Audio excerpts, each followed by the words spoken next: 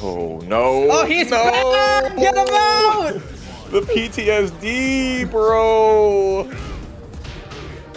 Hyde, you gotta take him out. It's cooking my brain, dog. Okay, while standing one, getting us back into it. Driv back into us with the sub as well. Thank you so much for 15 months on Tekken Numbers Sweeps. I don't trust your message though, Driv. We ain't buffing Ling. Buff Ling, brother. You're getting cold for Christmas. But goes for the grab, but unable to get the punish. Trunkiez extinguishes with the heat smash immediately, but able to get that sidestep forward to get the wall spot. I don't know if this is gonna kill though. No, it will not. Hyde leaves off with the magic pixel and still staying alive. 15 seconds left to play and trying to bait out that programmed uppercut, but Trunkiez keeping his foot planted and not getting hit by it and eventually getting the round. That down forward one was not the punish. Hyde just expected that the connection would be so bad that Trunkiez would miss the jab punish and they get a launcher. Nothing doing though. We're on layer 4 of bad connection here. Getting with the tsunami kicks in the back into the guaranteed Fujin 1-2. No, you can still block it. Oh, damn shame. It's a shame. Oh, that's also a damn shame as well. Hyde continues to press on bunch, trying to get the cheeky launch, but Trunkiez activating the heat burst, but unfortunately unable to get the heat burst bound and ultimately failing to succeed. Stomp on it. Beautiful. Into the deep dash. Demon Paw. Blow it up with a Duke energy solution here. Took extra 3 seconds, but that was essentially a 9-second round from that. That's how you recover. Like you said, I got hit by that at the beginning of the last round. Not gonna happen to me again, but the Atlas Hammer getting straight under it. These Jack players, they just get to have too much fun, bro. That wall splat from all the way over there. 111 score. damage is insane, but great job there out of Hyde to scout out the broken toy. Dishing out the pressure, but Trunkiez able to read the seed planner and immediately getting that launch punish. Hell Axel for the wall carrier from side to side, but unable to get the pickup afterwards. But Hyde gets caught ducking out of the Fujin 2, excuse me. It reached, no, even with Jack's long legs, reactable power shovel not being reacted to, yet another sidestep right catches it though. Saw that happen twice so far, and Trunkiez comes away with it, even though they definitely got hit by a couple clippable moments in the come up. That was super shaky on both sides. Hyde was doing a great job just calling out a lot of jabs and crushing it with the Atlas Hammer, but Trunkiez combos in this matchup has been going crazy. Yeah, I think that Jack players get to have more fun than most characters in this game. I'm gonna keep it 100%. It's Jack players and Lily players, I feel like. I'm gonna add Ling players to that too. Fair. Absolutely fair. Ooh. But look at this change. Bryan? From the robot to the cyborg. Hyde, what can you bring us here in this matchup? Fortunately, getting hit by the god move of back 4 out of Trunkiez. Still got the pickup as well. Is this Broly or is this Ultimate Warrior, you guys, with the face paint? Help me out. This is not Ultimate Warrior. But he is feeling ultimate though, because Trunkiez just solidifying himself right now in this matchup. I'm ultimate. Don't need a gun. Weigh a ton. Touch these hands upon the streets. Tech roll? No? Great bait out of Trunkiez, trying to get himself an engager out of the 4-4-1+2. Now Hyde out of heat, but still not stopping on the offense. Over the chains of misery throw, nothing happening. Beautiful trade for Trunkiez, and he gets some long range business on the home field advantage. Hyde hitting with the wake up jet upper, no hit confirm. Getting hit by the second hit, it down 3-2. That's tragic. Unfortunate there. I thought Hyde didn't have that. I thought that combo dropped, but he's able to pick it up.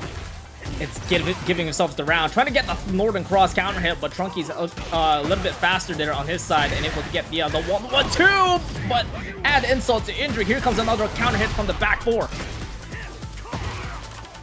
Oh my, no, missing the QCF 3-4 and just getting 4-3. Damn shame. Trunkiez not allowing Hyde to be able to get out of there. Rage Art, I think, is not a terrible decision here. And just now I'm catching the Santa hat on the side. This is cute. This is maximum damage Rage Art as well. 78, and look at Hyde. Has all the resources as well to make this comeback. 35 seconds left to play, but Trunkiez immediately closes out the range and starts jabbing and taking away a couple health. Down forward 1, leaving it on the pixel until he erases his health bar with another down forward 1. Trunkiez on set point. One of the gut checks, definitely getting in them guts up here. 1 + 2, 2. Interesting combo here. Still gets 94 off of it. How dare you not tech roll? Oh! Are you tech rolling? The one time, and that's what Hyde needed to bring us into a set point versus survival point. And he's gonna start things off here with a mock breaker as Hyde engages in heat and doubles down on the hatch and tries to triple it down, but Trunkiez stops it with the down jab. Raw mock breaker is pretty hard, not gonna lie, bro. Let's push back, do anything. Run up orbital, hello. Back turtles drop the combo and Hyde able to retaliate immediately with a wall standing 1. This is looking troublesome here for Trunkiez. And it is. Hyde closes it off with the snake, guys, and we are going into a game 3. Nasty work there.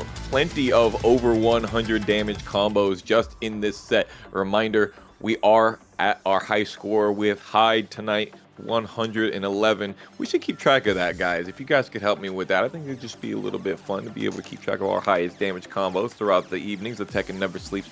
I wonder, does Trunkiez pull out Devil Jin? I don't think he needs to. Agreed. That don't mean he does. He could still feel it in his bones, though. Especially with how close of that match is, you go into a final round. I don't think he really needs to. I think he just needs to find a better game plan here. Not like that, though. Hyde catches him jabbing with the orbital, able to crush it through, and now is carrying it all the way to the wall. Another plus 100 damage combo, over 50%. Nasty. Trunkiez trying to kick Hyde on the wall. Instead, he pushes it and able to get the wall break. Now here comes a full-on combo. Trunkiez still has heat as well. Gonna use it for the carry into the 1-1-2 and able to get the wall spike close enough with the Dragon's Breath. Maximum optimization. Big boot into Tornado. Trunkiez thinking that he could use that back 1-4 to get another one, but does he even matter? Able to get that sidestep down back 2 to secure the round, and we are going into the lava. Nothing else matters. Dang, all of that guaranteed on counter hit. You have so much time to be able to get that, considering you can actually delay the back 2.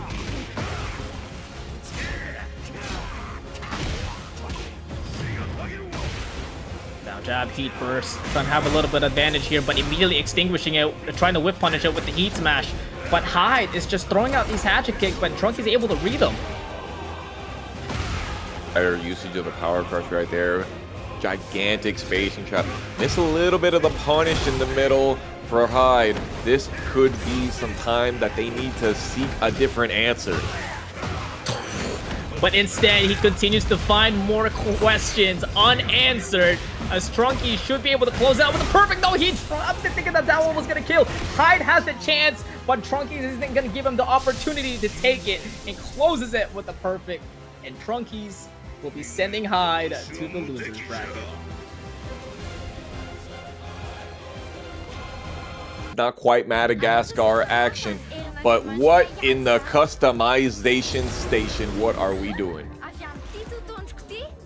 Oh, it's Is that from Alice? It's Pennywise. Is that the Queen? Oh, it is Pennywise, yes. And then it's giving Kingdom Hearts 2 over here on the right. It's not. It is. I don't know. Guys, I don't know what a Kingdom Hearts 2 character that is. Look at the big. That's Bleach. Glowing sleeve. That's Bleach. Bleaching my eyes. brother. Trying to get the wall jumps. Nothing happening here. Down for 2. Back at you. Like, put you down here, trying to go for the bow bow, but Peeling activates the heat burst, immediately putting it down. And what the carry with the up 4-3 after the wall explosion.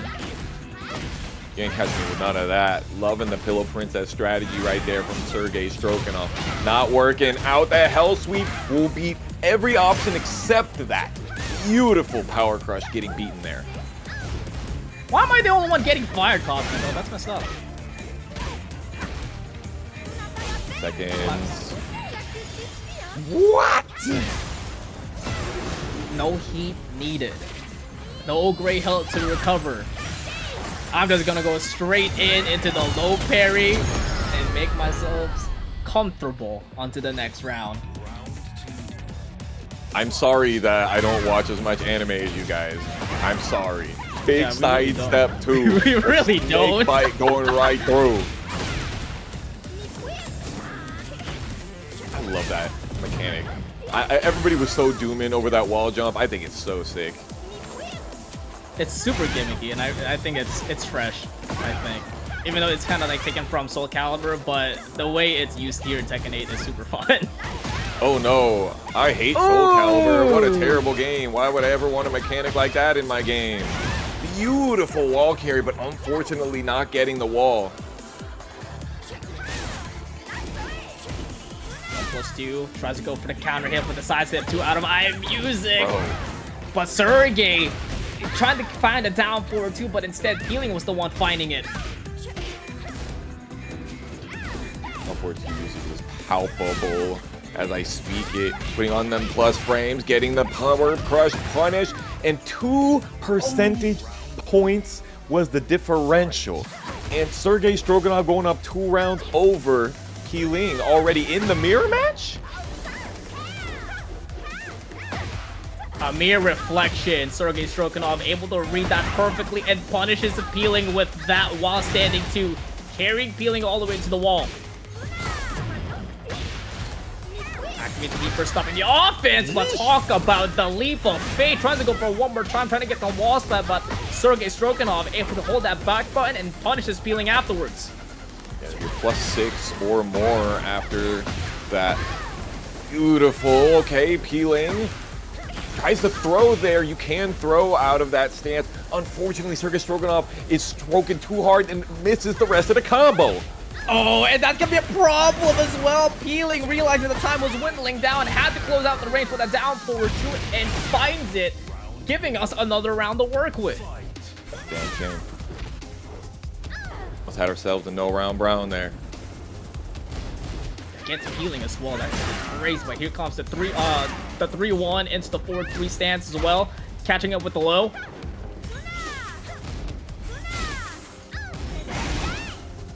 So much of the snake hands coming out. The down forward 2, it barely moves you forward at all, so they're not even catching each other there. They had the right move. Maybe it was like, maybe if they're used to like different characters, like Dragunov, that could have been a really good one. But Jesus, Peeling going for the classic down forward 2 into another down forward 2 and catches iMusic reaching. It's giving Paul Phoenix. Oh man! Jumping forward into it. Look at all of the recoverable life happening right here. Into the Madagascar horn. Taking even more damage. Trying to hop on the pole to be able to eke out those last pieces. And Pennywise. What? Gets the best of it. That's insane. Those last pieces of chip damage done by the fact that Sergei Strokinov had heat made all the difference with the 1%. Now, with that yellow raincoat, you see Pennywise. Typically, you're thinking that Sergei Strokinov is getting their arm bitten off right here. Spoiler alert for those of you that are unaware. But they came away eating up that game themselves. Let's go. Yes. Giving the chip and also receiving health right back because of heat completely changed that outcome. 1%. And you know what? Deserving key charge there for Sergei Strokinov. Yeah, you get a W over Ling in the Miary Christmas mirror match in tournament. In the most Ling way possible, if I may add. Yes. And now he's pissed. Now he's upset. Boo!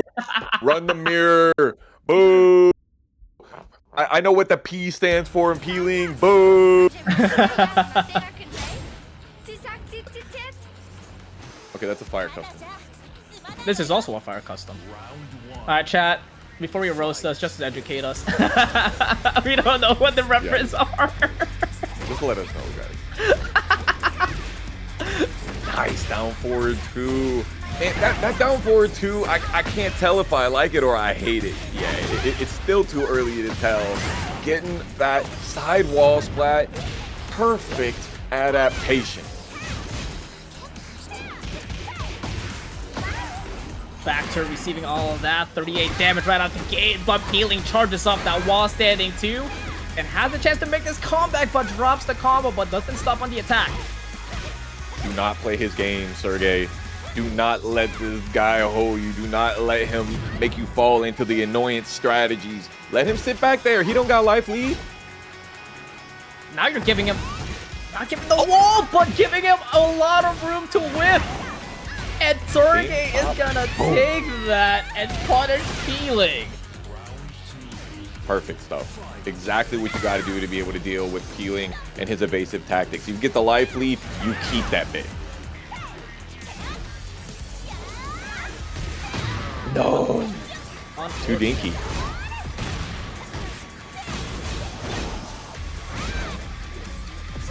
A lot of pushback. Sergei Strokinov getting hit by the low into the throw.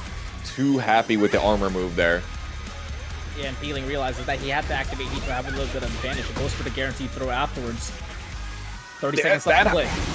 I didn't know that string, which has a high in it, is brother. Down 1+2, perfect option there, but so far off axis and back turn.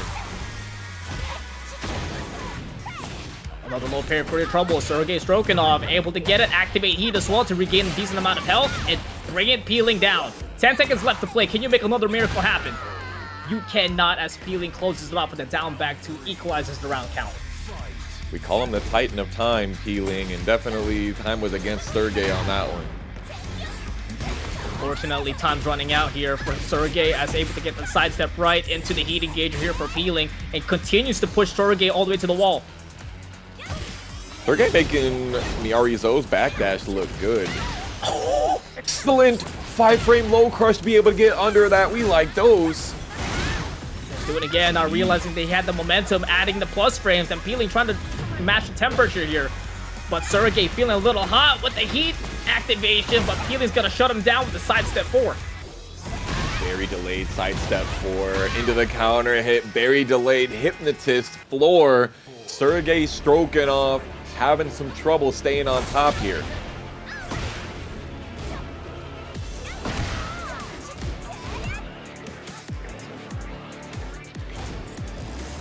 Ling sitting on survival point right now. Playing as patient as both can be. Already got 40 seconds, not a lot of hit taken. Great whip punish. Yeah, excellent. Like what you were mentioning earlier, that Sergei's making Miary's backdash look great right now. The spacing play is fantastic here. The 1+2 catches Ling moving. That extra active frame is very useful here. 17 seconds remaining. Is this Shadow 20Z or is this Sergei Strokinov? Yo, Sergei time? Is it Sergei time? Backing it away, but unfortunately getting caught by the lows now as Ling chipping it down, goes for the AOP as Sergei goes for the range dart, catching Ling, activate the Heat. This is gonna do a lot of damage and also regaining 13 health back for Sergei's side. He could have the lead here, Tony. He has to lead, Tony. Oh, jumping over there. Ling knows that they have the damage and they were able to track him down. It was like that last millisecond decided to hang there for a moment. Insane hit it or quit it point right here for Ling. Another miracle happening here for Sergei Strokinov. Had a parry there, very interesting. Oh, a throw not getting broken. Can't have that happen to you in your moment like this. Yeah, Ling is missing up the throws now, but Sergei able to find the 1+2 Heat dash into a full-on combo. It is going to be scaled a little bit because it's in the air, but he now has great positioning here. Sergei rocking that backdash. The lows are coming, I'm telling you right now. Beautiful wall standing 1-4. Got the good wall swipe, but nothing extra. Yeah, doesn't take the opportunity to carry on more damage. Now peeling now on the back end. 15 seconds left to play. Trying to regain more heat and able to get the hypnotist dash. And catches Sergei Strokinov retaliating, but able to convert it back into a full combo.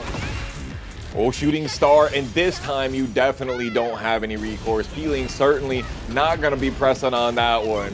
And we get ourselves a game 3 of this banger. Guys, we have had nothing but fantastic matches already, and it's not even the end of the first hour of Tekken Never Sleeps number 95. It's only been 50 minutes for tonight, and it's gotten both Fox and I off our seats, waving our hands around on what's been going on. This match right now is giving us what a Christmas miracle is for TNS. Y'all, I don't know what you guys are on. There's a debate, eggnog or coquito, and the answer is this good ass Tekken right here. We drunk off of the stream right now. Tekken Never Sleeps is cooking with absolutely 20,000 BTUs. Sergei Strokinov and Miary hooking us up with the bangers. Honestly, the play has been really simple for Sergei, and peeling the same. There hasn't been a lot of insane trickery since peeling got off of Miary. None of that like insane Oki that we're kind of used to seeing from peeling. A lot of those stance cancels, the string cancels, to be able to get in on Sergei and be able to chop down the lows, because we saw how well Sergei was using the backdash. And the more you backdash, the more susceptible you are to those lows. So let's see if the strategy switches up here in game 3.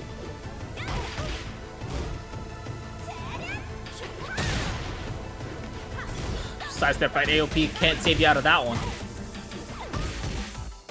Great back one, stopping the momentum here out of Sergei, but peeling, able to catch Sergei present and to give themselves a counter hit tornado for his troubles. Now he's gonna bring it all the way to the wall, but he's not gonna break it. Goes for the Oki instead. The nasty stuff. Getting the low parry is perfect. Being able to stop the heat, get all of this recoverable life back as well. Can we get all the way? That's what I'm talking about. Go for broke. 20 seconds to play. Healing, able to find his way out of it, but Sergei pushes him right back in and with the heat smash. Now Sergei now has the life lead and has the spacing as well. But unable to get the kill. Peeling staying alive. Didn't finish. The X marks the spot. Goes for the up forward one and finishes it. Nasty. Doesn't cancel at all. Sergei Strokinov definitely did not know what to do when peeling had their back turned. It's crazy though. He's what, 2-2-1. Maybe he could have went for 1-1-2 to get the guaranteed afterwards. I don't know, man. The way that back turn works in Tekken 8, I wouldn't. I'm not even saying that I know what to do right there, honestly. Because you think the string is natural combo, and yikes, forget about it. Great patience there by Sergei, but unable to get the punish on the armor. Has to use the heat, but instead peeling, able to get a whip punisher with the standing 3 and give themselves 2 rounds to none. Yeah, because Xiaoyu has so many different things out of back turn. When you have her in back turn, nothing's really guaranteed in those situations. So it's very scary to do anything, even when you think you have her in a disadvantageous position. Oh, talking about being in a disadvantaged position. Waiting Moon for peeling, gives us a full-on combo. He's definitely keeping the wall, yes? No, the combo does drop, but the position stays. Sergei trying to push him out with the heat engager, but gets stopped by peeling's back one. Ooh, yet another one of those 1+2s. Sergei Strokinov has gotten at least 3 of those heat dashes from it already, and they've really paid off. Got the spike from the up forward one. 15 seconds left to play. A decent amount of health for both sides as well. No heat to work with. It's time again. Down forward 2 right there when the AOP is imminent. Unnecessary wall standing 1-4. You definitely don't got time for this one. We got more games to play. And so many timeouts right now. Last second and everything. Of the down 2 usage. Fight it for it again. Many lows. Yeah, down 2 as well. It's a little too slow as well to trying to bait out that counter hit. It's not like Lee's back 4. Sergei's trying to bait out some of these panic options that Ling has already shown, but Ling doesn't want to show those anymore. Making it whiff with a sidestep right. Insanity. And then counter hitting before the armor rocks. Yeah, he could have got up back 3 as well to get the tornado, but neither here or there. It doesn't matter. Ling throws Sergei to the ground and sends him to loser's bracket. But you know what else is for free? This good-ass match coming up next for our eyes. Talon versus Swavy. This is going to be a banger because Talon, a great homie of mine, and a great Devil Jin player, goes all the way back.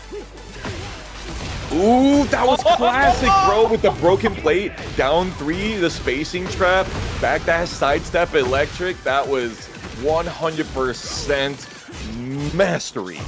Oh, man, it brings me back. Very classic, but you can't do that against Fahkumram, and Swavy's going to show you why. Gets the check kick all the way to the wall. It's a lot of health and charging things up. Here comes the Rom. Now you gotta get to the low, but Talon able to scout it out with the low parry. The 4 in the combo. Talon not wanting to allow Swavy to use the rest of that heat, but it gets done with the 4-2-1-2 Garuda energy.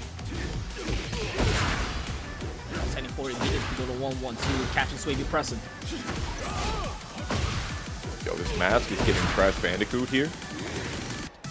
With the mask. Ubaga.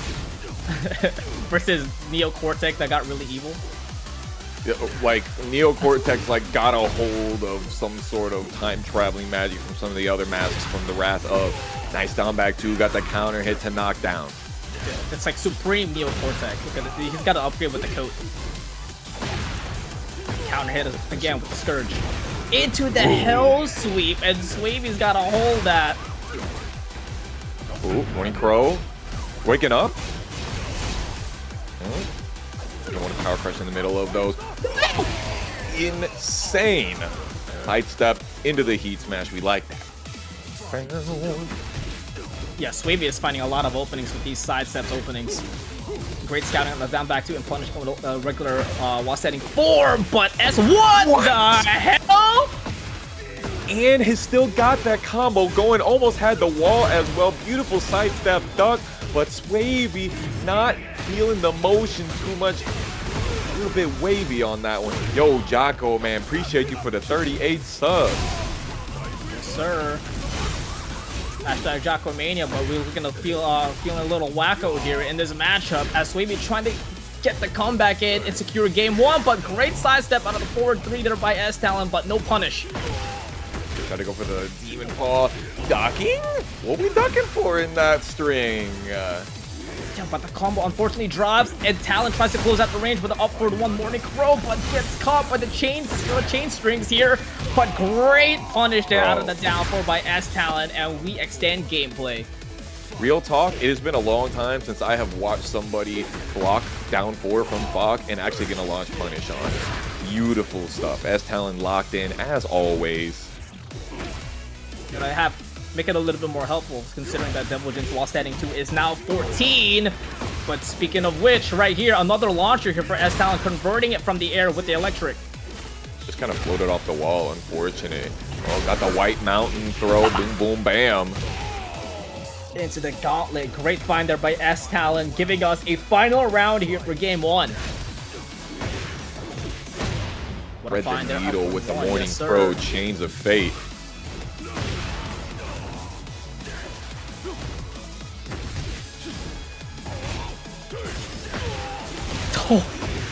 He was playing a little pokey there, a little too much with the teeth kick, but Talon able to sidestep that, able to get that signature electric. But Swavy able to fight out of it, able to get out and activate heat, and now it's his turn to dish out the offense into the unblockable after the ROM stance. His sidestep definitely got eaten right there. That's so unfortunate. Buffered it a little bit too early. And we saw a lot of those interactions go from, you know, Swavy whiffing Talon getting the sidestep right, electric, just like we saw in the lashing squall at the end of the previous round. But that doesn't mean it's over just yet. I'm very surprised. I don't think I've gotten the chance to see Wavy recently. It's been a while. I mean, for both of them, realistically. Yeah, I haven't seen Talon in a minute, especially online. Yeah. Yo, AJ, hope you're doing well, man. I know you're gonna be watching this match, or you're watching this match right now, but lock in. He's so locked in. Just had I feel like that last moment was pretty unfortunate for him. Like, a couple of wall splats didn't go his way. Wavy definitely took advantage of everything that he could, got his optimization, and look at the sidestep right that Talon keeps using. I don't know if we even see a sidestep left. I've seen 4 of them in a row. Here we go with the down forward 1-4, and Rod Shark hitting us with the jawsome $10 in the match arena as well. Appreciate you, brother. Unfortunately, getting caught by the mid, and Swavy rewarding himself with a wall splat end around, extending the lead. Counter hit on the down back 2, able to get this back 4 guaranteed. Now Talon trying to apply pressure, but Swavy able to catch the up forward 1 and punish him with the heat engager. Punishes here, but getting the duck under the lashing squall jet kick and being able to get over to that one. Nothing perfect on the wall splat, but plenty of pressure, even off axis. The up forward 3 lands. Not that Jet wakes up with the jab, able to stop the offense. But is he able to close it out? No, he tried to play the range game against Fahk. Bro, long toenails, same word. Wall standing 3 is not the correct punish here, but Talon was also caught off guard. There it is with the genocide assault combo into the wall splat. 65? No problem there for Talon. Able to block the low out of the ROM stands, able to punish at the wall standing 2, and he's gonna give another one from the Hell Sweep. So he hit that Chicago style deep dash Hell Sweep. Nasty work. I like lasagna too. Docking out of the CD 1+2, and Talon giving us another round. Getting sexy out here. Another sidestep ride electric. We've seen quite a few of those. Oh, dropping combo twice though. Come on, brother. Yeah, he got wall standing 4, tried to step out of there, but the whirlwind kick able to catch him tracking. He wants that sidestep electric too bad here, I want to say. Let's be real. Be really careful here. 3 threes and fighting every single strike, going for the ROM stance, but thankfully Talon able to block the midsection. Still alive. 30 seconds and all of them still have the resources. Aki. Okay. Deep burst. My turn.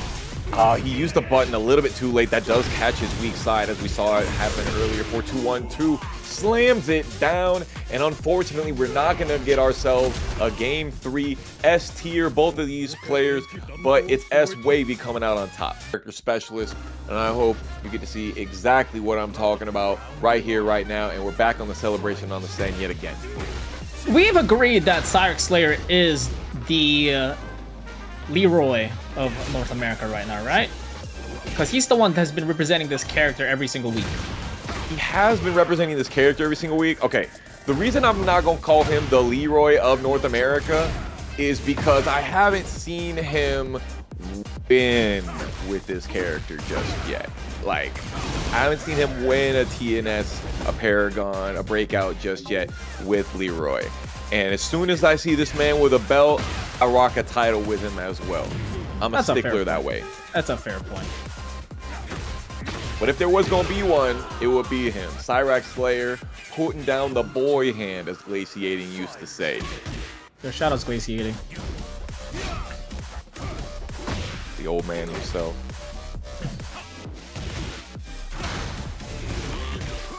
Super poke heavy as well for SYRAXSLAYER. Able to get the parry, but most importantly, able to get the counter hit, but no pickup out of tommyp. Yeah, very uncharacteristic. Usually that combo gets a pickup no matter what. You take a walk in the park. Here goes the down 1+2 Evo Japan's boon. Immediately sent it, the whole thing. tommyp not getting the punish. Height step, punished himself, and then a couple more of them lows, and that's all she wrote. I love the way that SYRAXSLAYER was sidestepping as well and delaying his lows to get the round, because tommyp was scouting for that low parry, but unfortunately unable to find it. SYRAXSLAYER sitting 2 rounds to none, had a great whip punish potential for tommyp, but doesn't take it. This boy a hitbox player if I have ever seen. That's a hitbox backstash if I have ever seen one. Any day of the week. Great punish. Tommy backing himself into the wall, into the corner even. Yeah, Tommy is just giving SYRAXSLAYER momentum. He's not playing at all. Until then, able to get the punish out of the arrow cannon with the 2-4, but doesn't take advantage of it. No 14 frame electric? Washed? Question mark? The traders will have the heat smash, and SYRAXSLAYER finds the right timing to activate the cane. Potentially could be the game. Up 4-2, finishing it out there, and that might have been our first no-round brown. Well, not our first no-round brown of the evening, because some of those game 3s turned into no-round browns, but our first game 1 no-round brown of the evening for sure. Definitely more snowball potential in that game than we've seen in the rest of the games this evening, which is interesting because usually the further in, the more back and forth it goes, but this is Tekken 8 we're talking about. Momentum is the name of the game. Yeah, it definitely felt like this match, by the way, guys, this is by no disrespect at all, it felt like this was the most one-sided matchup tonight So far.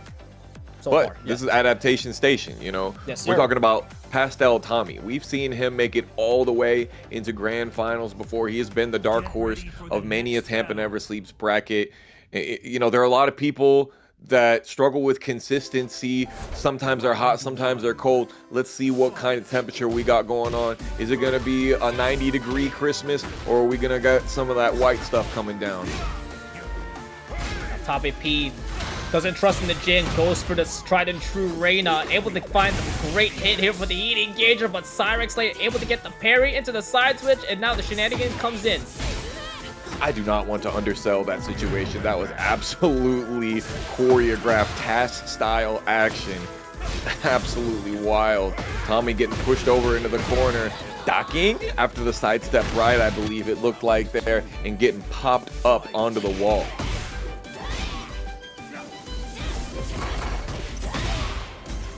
Going for the armor, pushing SYRAXSLAYER into the wall, now finding an engager as well with great positioning, but no wall splat. Doesn't that? No, wait, no, it doesn't, right? It does. It does. I've 100% seen that button do a wall splat right there, but it's what it is. Sometimes you get it and sometimes you don't. Yeah, Gotta give it, then you take it away. Unfortunately, SYRAXSLAYER is definitely taking all the momentum away after this orbital. Now right back on the driver's seat and really want to put a stamp on this fight with the cane usage, putting himself into set point already. 5 rounds straight. SYRAXSLAYER saying he can't wait to be able to get into the top 16 qualifier right here. He is sending these down forward twos, making Tommy afraid of running that 4-forward 2, but that's 3 for 3 we've seen already into the heat engager. Oh, that's unfortunate. Gets a little antsy there on tommyp's side, gets caught, but a down for 2-1 out of SYRAXSLAYER, giving himself a full-on combo. Nothing hit from the second 3-3. tommyp catches him super far away, but the heat smash lands as well already. And all the gray health, it catches him stepping. 20 seconds left to play in the equal health as well. That was a counter right there. Perfect. Goes Gotta for do the rage art here. Yes, sir. Only thing that guarantees the victory.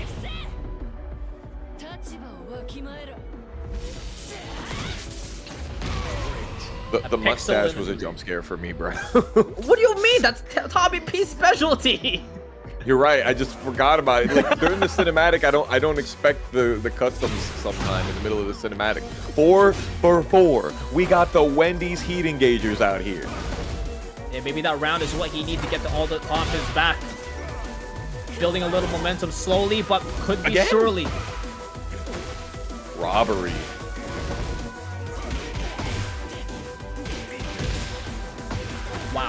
1-1-2 gets completely whiffed, and SYRAXSLAYER activates a down 4-2-1 to get the launch punish. That micro duck down 4-2-1+2 was everything. And Cyrax still sitting there with an entire tank of propane here. Straight up Zippo lighting them up and realigning. No heat dash on the end of it though. It finishes the string off. You forgot about that one, and hell, I'm not gonna lie to you, I kind of did too. The boy, Kaizur TV, twitch.tv/Kaizur TV, by the way, if you guys want to check out his perspective.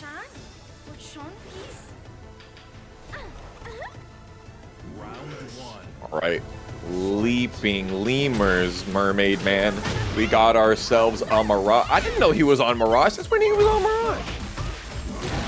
It was always on Mirage. I have been under a rock here, brother. My brain is cooked in regards to that. Beautiful upboard 4-4. Got all of that hop kick. You like that? Nope. No full-on punish there out of the 4-2 out of Kaizur. Playing a little patience, and now Gabeheart able to find himself some space with the heat smash connection. Try to go for the down 4-2, programmed uppercut, not working out. Unfortunately, not getting that full wall splat yet again. Into the down 3 to close it out. Kaizur, even though it's a little shaky there, doesn't stop the acceleration. Still tries to makes himself known here in the driver's seat, but Gabeheart putting a stop in his tracks with the Shadow Claw. But, you know, immediately into that one. He was ready to come out with that. Jabbing in the wrong opportunities in the middle of that stance.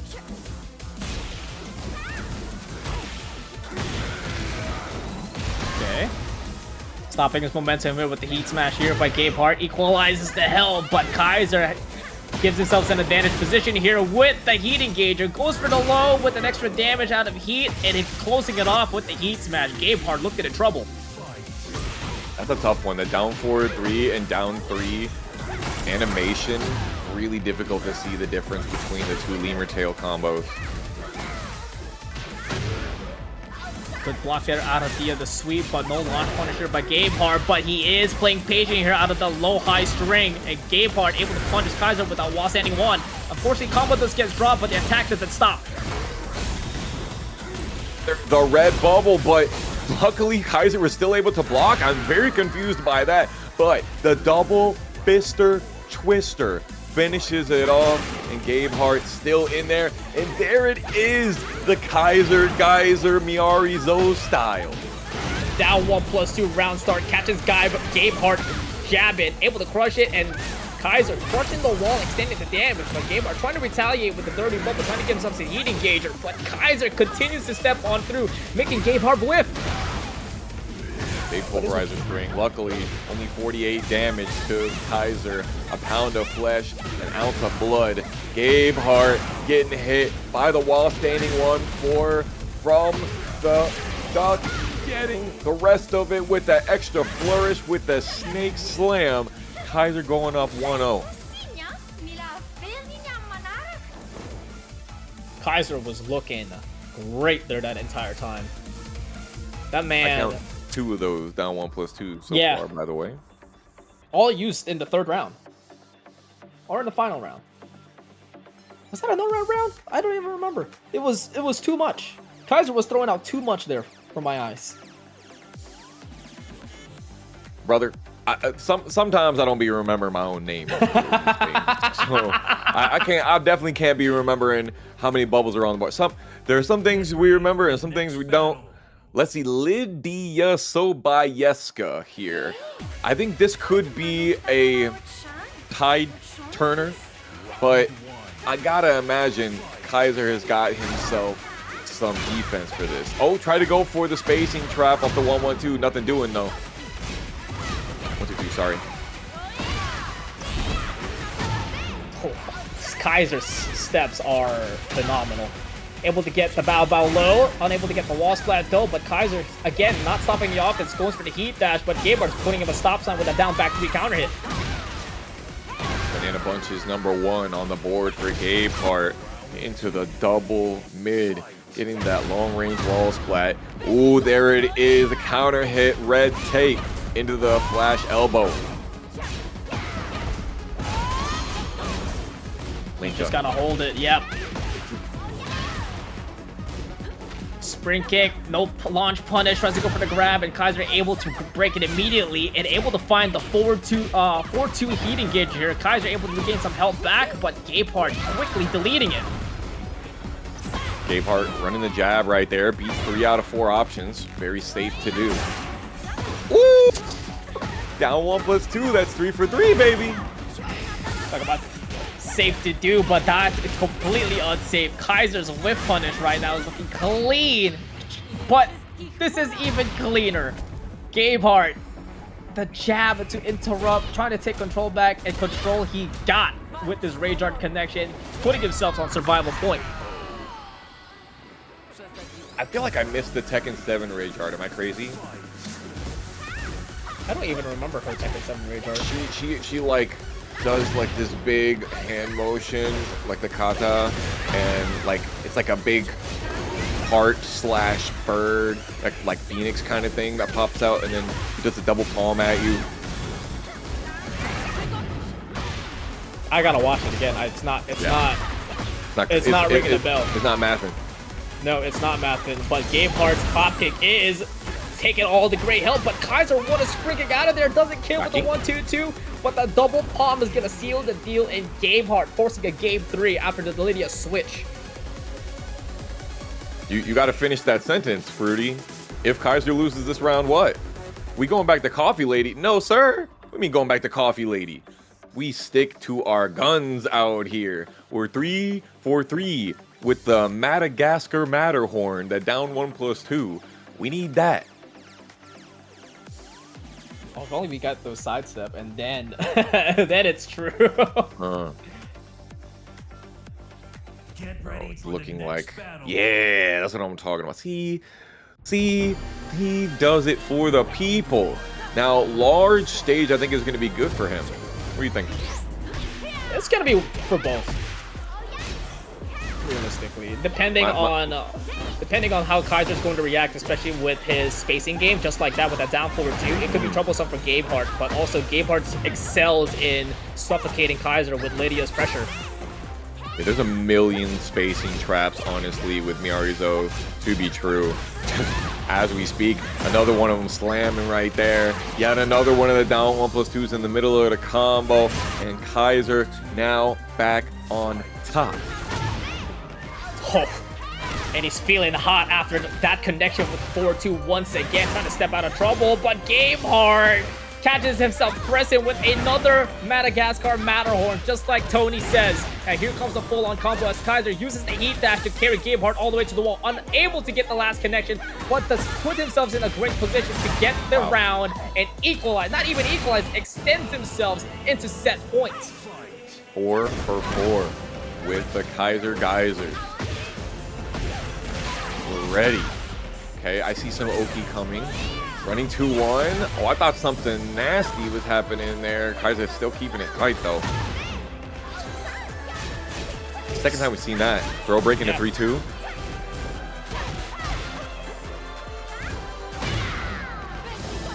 Engage here for Gabeheart, finding a lifeline, but Kaizur immediately stopping him with a down jab and continue to apply slow pressure, but eventually will cook Gabeheart as Kaizur will be moving on to top 48. Miary, Zoe. We've told you about them already, but let's get locked in to this nitty-gritty.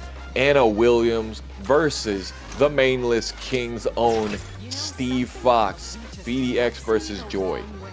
He may be the Mainless King, but he'll forever be the protagonist, and he's been inspired ever since as Steve won a tournament, a Masters tournament.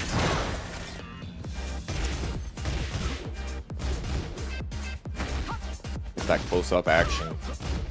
Double wine opener, showing those colors early. Now getting the counter hit 2 jab into the heat engager, slamming it down with the hammer time into the double down forward 1.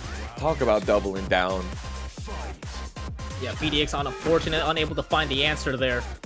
Let's see how he's going to adjust here, but Joy is such a great Anna player and really utilizes every single tool that Tekken 8 has given Anna.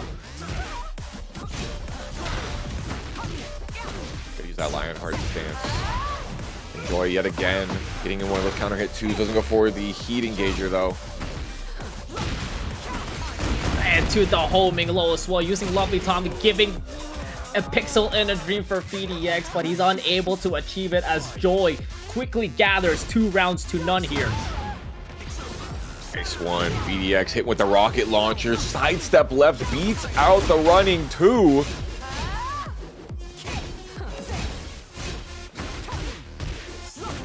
He's not being able to, outside of the weave, he can't get away from her right now. Pixel in a dream. It goes for the wild man, but no punish there. PhiDX has a chance because he has a lot of great health to recover as well, but Joy swings on through out of the stance with a 1-2, denying options out of PhiDX. Yowza, that was absolutely not what we expected out of game 1 from Oni's Joy versus PhiDX. I mean, we've definitely seen Joy do some crazy work here. Top 3, if I'm not mistaken, in TNS before. PhiDX also no stranger to that same placement, but it definitely looked like smothering versus PhiDX's Steve, and the movement just was not working out. Let's see how it plays out here. Yeah, and when PhiDX is trying to go for any sidestep evasion, Joy immediately goes for the home and counter hit, and now PhiDX is trying to swing on through, but gets caught by the 2 jab into the heat engager. Flipped. Pancake. He has heat as well. PhiDX trying to find the right time to activate it. One of the tornado, not quite able there. Let's get the heat engager, but has no recoverable life left whatsoever. Joy has all of the opportunity to get that backhand to get off of me. I'm your auntie. Respect your elders. Hammer don't give a damn.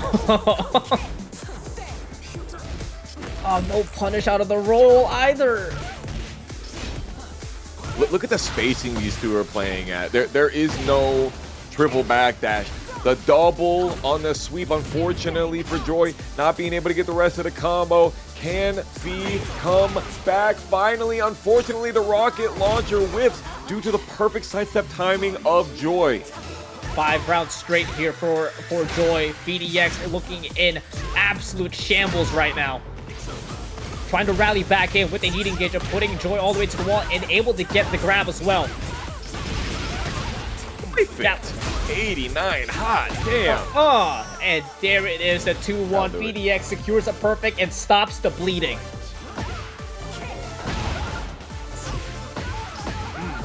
Lionheart 2 able to get the whip punish. All the way, carry all the way to the wall as well. Now PhiDX gaining momentum slowly. Ooh. Almost got the extra with a 2-1 Shoryuken in the back.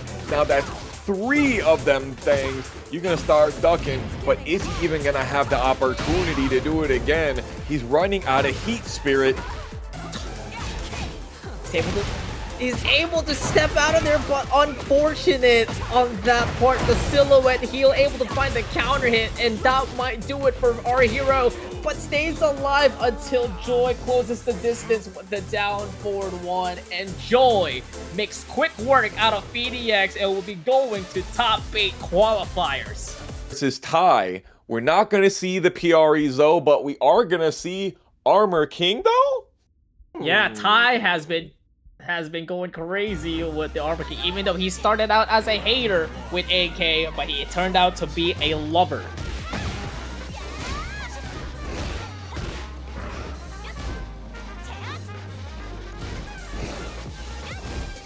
Wait for the strings to fling later. Ooh, even with a small body, able to get the pickup on the counter hit down forward too. Uh-oh. Classic stuff. Down 2 into the giant swing. I'm not gonna finish the blackjack combo right there. You crazy?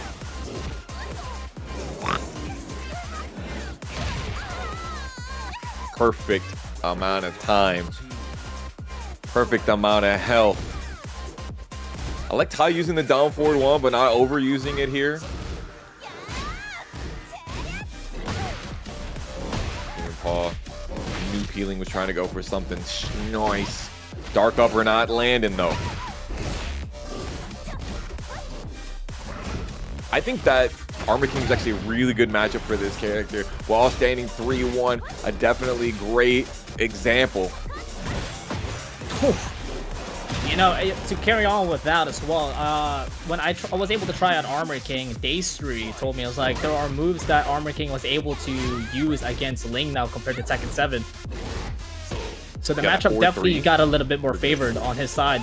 Runs up, gets the blue spark, giant swing, and peeling, unable to break it.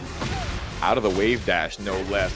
Wave dash up forward one. Okay, brother.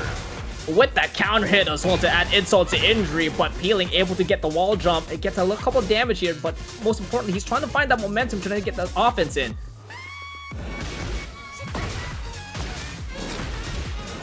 That is what we talking about. The disrespectful hop kick, but unfortunately not being able to close it out. Peeling, touching the tippy toes of the wall running 3, getting a little bit of that life left, but this is a luchador. This is a king style character here. Slam it. And Nomar is on his way to fighting PhiDX. Maybe we get a chance to see something like that. Maybe we don't. The stars may align. But we do see the Phoenix Gate popping off here. Round 2 of this one. Game 2, that is. And we're on the Miary zone instead of the Ling.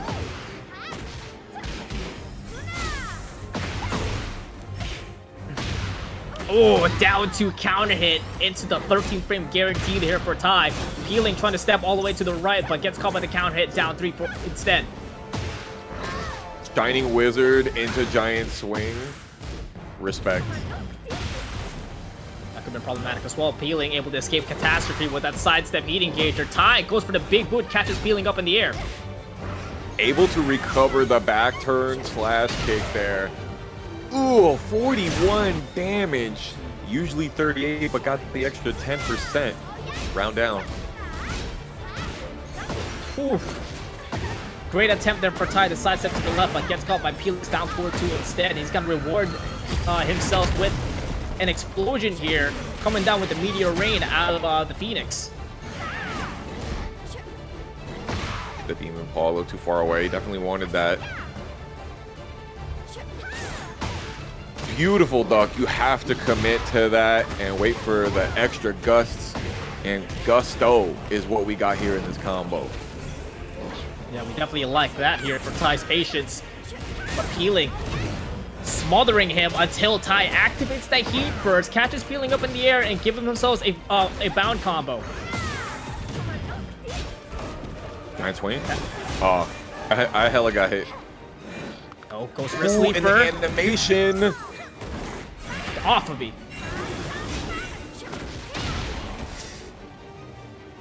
Goes for the low, but yeah, it doesn't give the miracles like what we saw with Sergei Strokinov. But that's a miracle in itself. Ty, beautiful whip punish there with the dark upper, and he's gotta give themselves a hefty combo here with the floor burst. Here it comes. Great ball knowledge, knowing that Miary Zo recovers, standing after that 107. That's close to our high score for the evening. Tried to spit on that thing. I don't know if she said you was okay to do that, brother.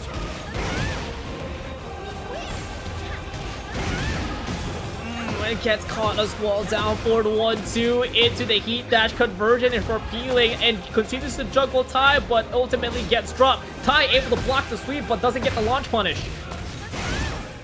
Peeling not sending the rest of the hell sweep. Tried to go for the spacing trap, sidestepped, but the down 3, that big lemur tail, putting Peeling in the lead in the game.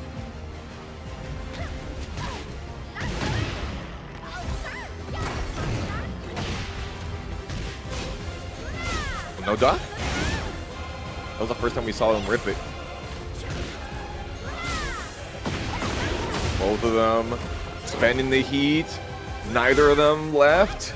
30 seconds in and neither has less than half. But Peeling right now is back against the wall, but can easily just get out of there. But Ty's giving a lot of respect here. Goes for the giant swing and Peeling unable to break it. Roller kick, deep run on that. No whiff punishment. I had the life lead taken away from him so quickly. Ling is so aggressive with these down forward fours. I don't know who has the lead. Now that tie definitely does, especially with that counter hit down two. Now's gonna run away with it. And able to succeed 32% to 7, and tie is on set point versus survival point for Peeling side. Gotta put him up. Oh, even with the trade and the extra recovery frame, Ty was able to get the 3+4 somersault. And even here at the end of it, tries to go for the cheeky extra damage from the wall to get the kill. He's running out, but Peeling whips with the wall jump. Heat Smash isn't gonna kill, but the alley kick is gonna do it. The old classic as Ty puts a statement. And once again, with Fox Sound on stream, Ty is going to top 8 qualifiers.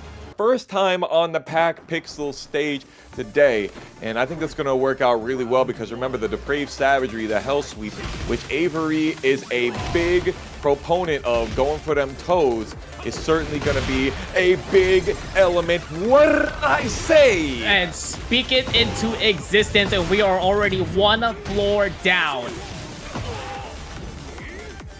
Gotta be really careful here. Back turn, but he's able to realign himself, but unfortunately it gets caught pressing by the second part of that string. And Swavy able to get himself engaged, and now dishing out the pressure, even delaying his options out of the ROM stance. A lot of the Jin players like to use their parry in that situation. Hold on. Avery, did you give the controller to Kaplurf? What are we doing here? Sidestep right, electric straight into the Rage Art? I'm confused.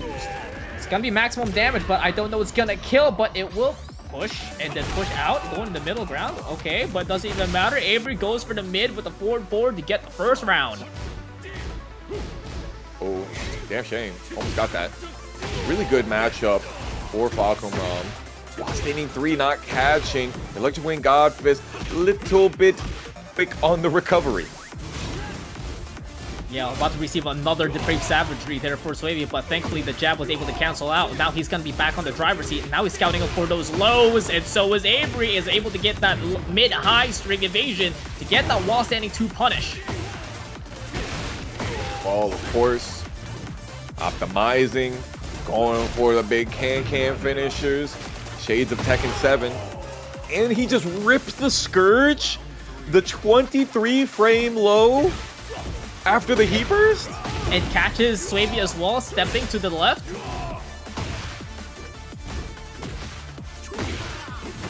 Avery's making some great reads right now, but he's got to make this read.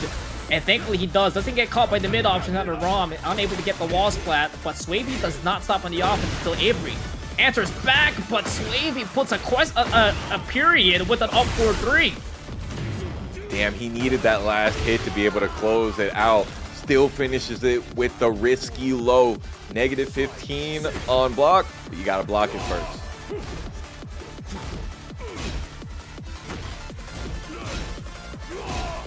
Look how much Avery's been pushed back. 8 seconds in, he's already got his back to a wall and got splatted on it. Yeah, it's almost felt like he just didn't care. He's just waiting for the right moment, but Swavy's not giving it any chances. Until then, able to find the hop kick, a little bit floated, but he's still able to convert it. That ain't no Florida hop kick. That's a California hop kick right there. California King. Got him.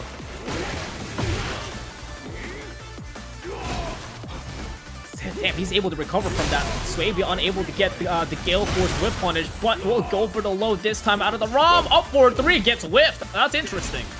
Yeah, that wall running 3, it has that weird meaty but not meaty off-axis kind of thing. Finishes the teep kick combo, 3-1-4. Your body hits the floor, and now we got final round of game 1. Not what I expected earlier, but this is exactly what I was talking about. As soon as the tension turns up, Avery can smell fear and can smell when you're not looking at your toes. Yeah, some kind of dominant aura that comes up into Avery. You know when he's doing round start wave, he's trying to get some confidence right back in. Swavy up in the air, gets caught by Avery's Heat Smash, but doesn't even matter as Avery's still able to convert it into a full-on combo, into a full-on victory as Swavy tries to sidestep duck, but gets caught by Avery's down forward 4. This just in. Shadow 20Z qualifies for top 8, taking it 2-1 over JOI. We had ourselves a little start GG glitch, thought that JOI took it 2-0, but Shadow is going to be your first winner side top 8 qualifier. And we're going to see who is on the other side of this. Reminder, this match is not going to go into Shadow 20Z, it's going to go into the winner of CheeseYoni versus Tai. Wavy did a really good job of adapting here in game 1. Absolutely, and it could be like a stage preference as well, just like what you mentioned with Avery's usage of Depraved Savagery, because he was always looking for those floor bursts. But now, instead of a floor burst, we got ourselves a wall burst. Oh, sexy. And then now, upward 3, getting sidestep. Sidestep left after heat engage has been a modus operandi this evening. Holy mashers, Batman. South Bay mashers. Shout out to South Bay mashers. Shout out to Suma. Miss Suma. Full first down for 2. Interesting option. Instead of the wall standing 3. Great parry into the 1+2. Yeah, getting himself engaged. A quick sidestep right to evade the forward 4, and Swavy gets rewarded with a heat engager. But Avery able to backdash and even uses the pair for an insurance policy out of the unblockable. Regardless, it was able to whip as Avery able to get the point with the backsway, but double that down. But with the electric hook fist instead, unable to get the kill, leaving it on magic pixel. But Avery doesn't stop at the office and catches Swavy pressing with the grab. Crazy set of interactions back there. I don't know about y'all, but this fit from Wavy's giving Halucha energy for me right here. And it's going to be an absolute wrestling match if he's going to be able to bring it back. Yeah, right now, Halucha needs to get that Mega Evolution as Swavy is evolving right now. With the ROM's hands, with the heat, sitting comfortably with the life lead. Nice block out of the Zen 1+2, but unable to get the combo optimization from the wall splat. But Avery able to get the opening here and trying to get some pressure in. These Electric Wing God Fist have just been like looking like cinematic edits here. The cameraman locking straight in with the realignment. And Avery leaving absolutely zero chance without missing a beat. React says, boom, you're dead. Rage art. All right, I'm going back to the bathroom. See you here. Tampa never sleeps. It's family at all times. Here we go on their mains. Tony versus Luke Sidewalker. JJBREEZE. We're going to count how many times we get that sidewalk junkyard. I know what's going to happen. Dude, it is Chain Shift versus 404. Great block it out of the down back 3, but better find by JJBREEZE out of the cannonball, and is sending Tony to the sky and then to the wall. My brain is getting mixed up by this, but I'm going to push through. JJ going with that textbook wall pressure. The back 4, the down back 3s, and it's working out. Finishing with the legend kick.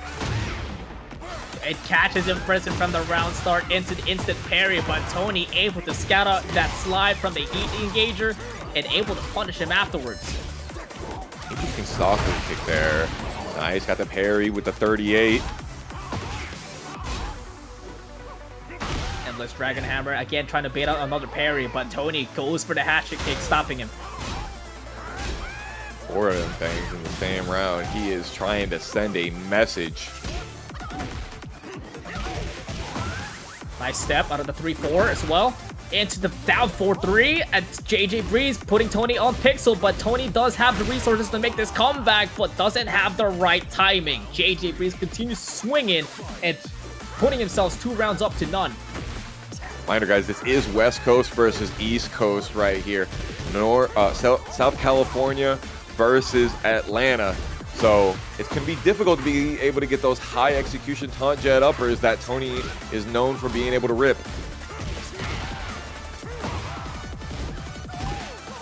Oh, beautiful find there with that down forward 2 out of JJ. Tony trying to step to the right, but JJ said no. Activating a tornado and potentially going to forwards. No, a little too far. And Tony gets a chance, finds an opening with the heat engager, and able to get the incinerator to keep him alive. The incinerator working out right after the Requiem heat engager. JJ is letting loose these jab strings. Doesn't even have to hit confirm them. I know you want to step on me. How about you get stepped on? So go for the floor burst, goes for the wall carry instead to get the O-keep after the wall splat. Interesting choice there by Tony. No launch punish?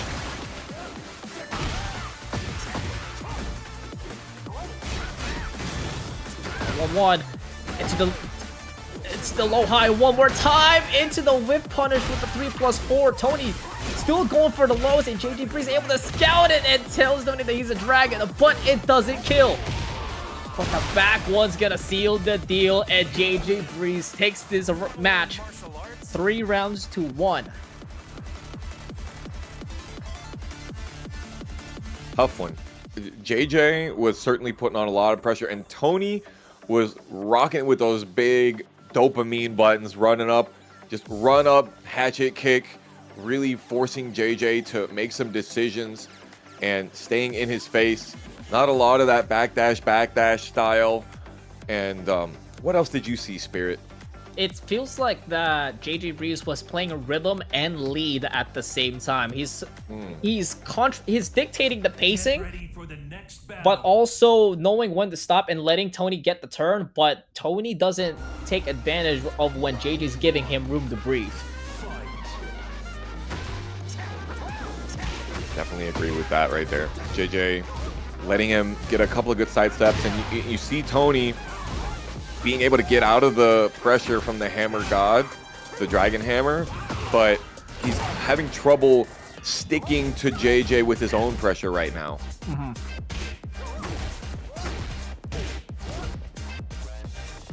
And JJ is like a super disciplined player and just knows when to breaks, and you can see it right here, and knows when to go in the offense, able to find the counter hit with the Dragon Hammer, and JJBREEZE is extending his lead.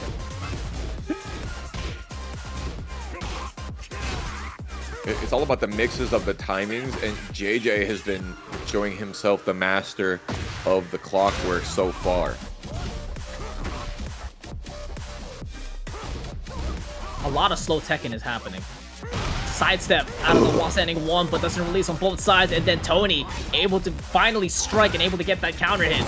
But JJBREEZE activating the heat burst to go into the slide and trying to tip the driver's heat, but Tony activating his own heat burst, not allowing him.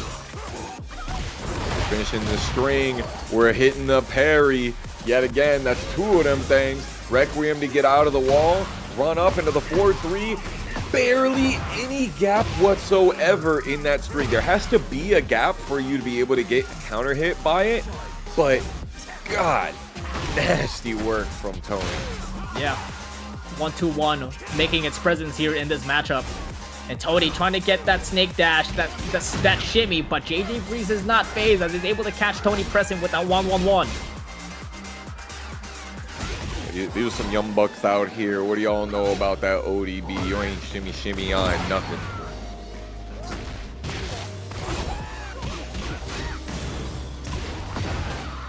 Oh, into the tornado. Doesn't get the last part of the legend kick, but the nunchucks are the one that's legendary as he's putting JJBREEZE on set point. Yeah, Tony really wanted the wall standing 3 counter hit there. No punish from the down 4-2-3. JJ once again having Tony with his back to the wall, but the cannonball straight breaks him out. Yeah, back to ground 0, and JJBREEZE is pushing Tony all the way to the wall. Tony trying to retaliate, does so with a single jab, but JJBREEZE goes back into the offense. It's the Luke Sidewalker, baby. It's working. Into the duck as well. Reminder, this is our top 8 qualifier. JJ just needs to have the right combo here. Still leaves the keepers. You better get up off that floor. Don't make me count to 3. Back to, you're gonna duck for me eventually. And JJBREEZE saying Beast Coast. The Lee Chaolan, we're gonna see Zafina, and we're gonna get some of that Egyptian aggression versus that 1-inch crunch. Let's get it done.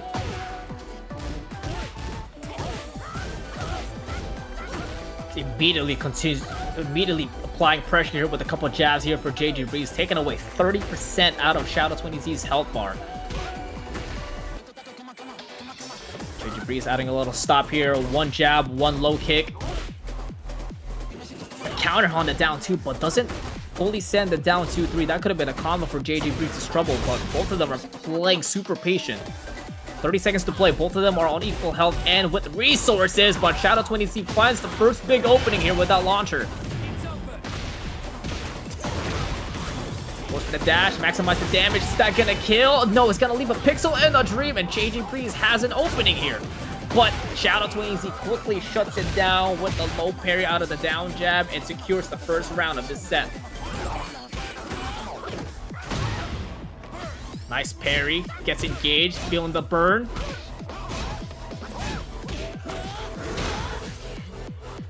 Not a lot of damage output there for JJBREEZE, already dwindling down on heat. But he's able to regain it right back with the 1+2. Slide you, incoming. 1+2 again for JJ. Now he's got the life leech.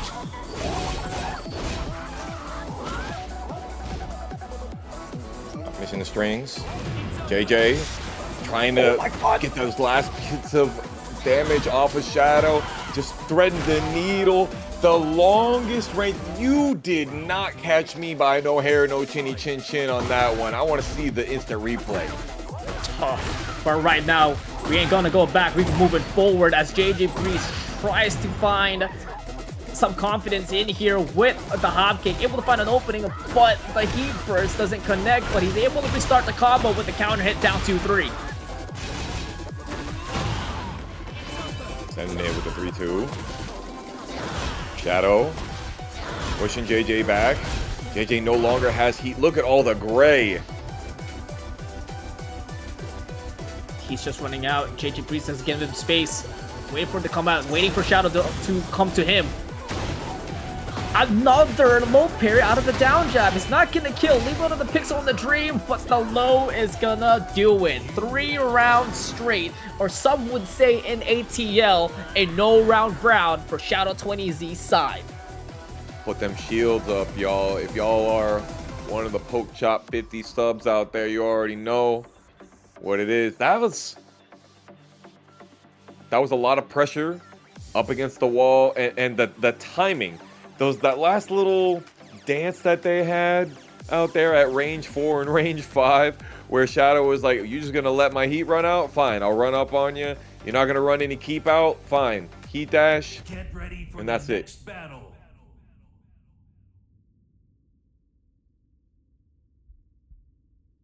All right, here we are on the celebration on the Sen, getting sexy with it yet again. We've seen quite a bit of this stage today. Not complaining at all.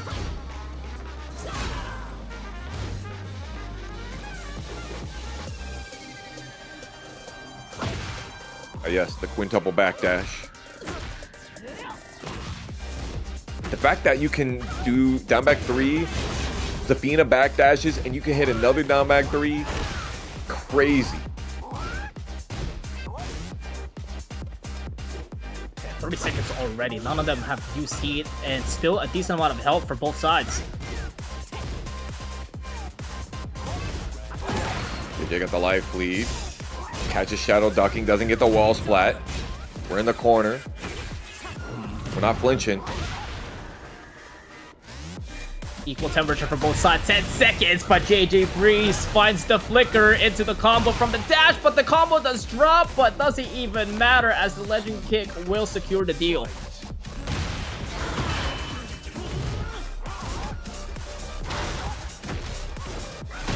Oh, great parry into the heat engage. Gotcha. Oh, didn't get the counter hit into the guaranteed combo, unfortunate. Xiaoyu20Z doesn't want to press, realizing the situation. Goes for the 3-2, trying to find an engager. But instead, he finds a better positioning. JJBREEZE might have set himself up for trouble with that sidewalk. Definitely set himself up to be in that corner. JJ only letting the first hit rock. Got the punish. Okay, he's out of there, especially with the throw. I don't know about that one. I think that's a misinput with Dragon Hammer. You think it was forward 1+2 instead of down forward 1+2? Yeah. Potentially. I'm gonna lie on that one. Could be. Yeah, I feel like JJ was looking way too closely at Shadow's conservatism and defense for that to be a rage art that he did intentionally here. Here goes that counter hit 1-1-1. That's the second one that we've seen Heat Dash already.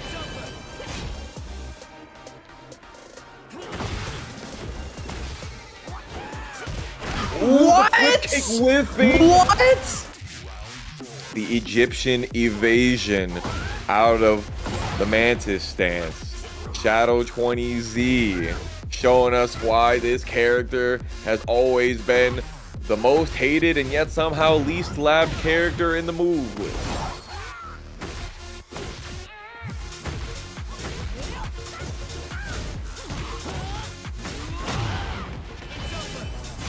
And he got the heat engager in the anathema. Tries to go for the down 2-3 counter hit. Nothing doing though. Does he have life? He does. He does. This is gonna be maximum damage as well. 13 health right back, and it's gonna matter with his health regen. JJBREEZE setting himself up for a comeback potential, but can he capitalize? He lost anyone too. Great punish. Does he go for some keep out? Something that maybe he should have done a little bit earlier in the set, but a little bit too late. And that's gonna send Shadow 20Z further into top 8, winner's side. Villain, you are designed to hate him, all right?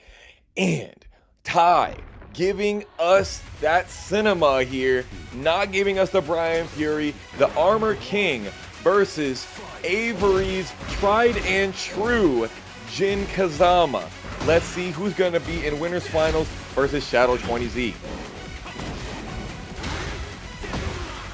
Oh, my electric is better. I released it faster than yours. Dark upper all the way to the wall with a down back 2-4 into the triple string to the elbow finish. Yes, sir. It's that extra. Ugh. That subdural hematoma in the back of the skull. Nasty work right there. Oh, great step out of the 4-4-2, but unable to get any kind of punish. Bro, you remember the ICFC days? These guys would go at it. What a punish. Now, I will say that Demon Paw, when you whiff it, it definitely feels like you did. Avery, back turn, taunt, hello, and he blocked. Can we talk about it? He got away with that?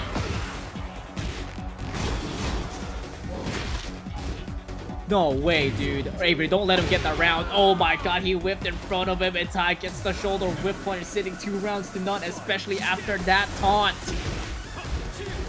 So fire. With the flame breath and everything. Banger. Crowd pleaser, huh? I love seeing Armor King on the arena stage. I just need one giant swing. I need to hear them chant his name. Up forward 1. Avery staying still in the pocket in the middle of the circle. I haven't seen a bastard brush yet. Not yet. Ooh. Gets the back four into the stunner. Follow up. But Avery doesn't even matter. Able to find his confidence with the electric hook fist once again, and should be able to secure the round, and he does so with the down 4. Avery staying alive, extending gameplay. Nice and easy there. Down forward 4.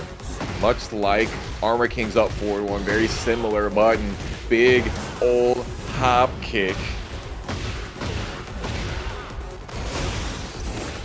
Hold that. And dush. Shining Black into the combo. He's able to get the loss play. Yes, unfortunate though. He's able to get the armor, pushes him away with the cross chop. But nicely done for Avery. Yes, able to duck that lariat, but unable to get a launch punish. But speaking of launch punish, Ty's gonna dish one up himself with the dark upper, and this should secure the match, and it will do with the shoulder once again. Ty sitting one game up with the Armor King. Let her rip. The electric wind, you know, Jaguar fist, whatever it is that you want to call it right there. Tit for tat on that one. Avery got his electric wind God fist from Jin. Ty says, I like that. It's a good look on it. Let me give it the old bad Jaguar style. The kitty cat pounce, but talk about the kitty cat backdash out of Ty's Armor King. You see how clean that was? It made Avery whiff so many times, and the fact that Avery was trying to play a little bit of a spacing trap, especially with some 4-4-2 into a hop kick whiff. Yeah, it's almost like I've seen that before somewhere.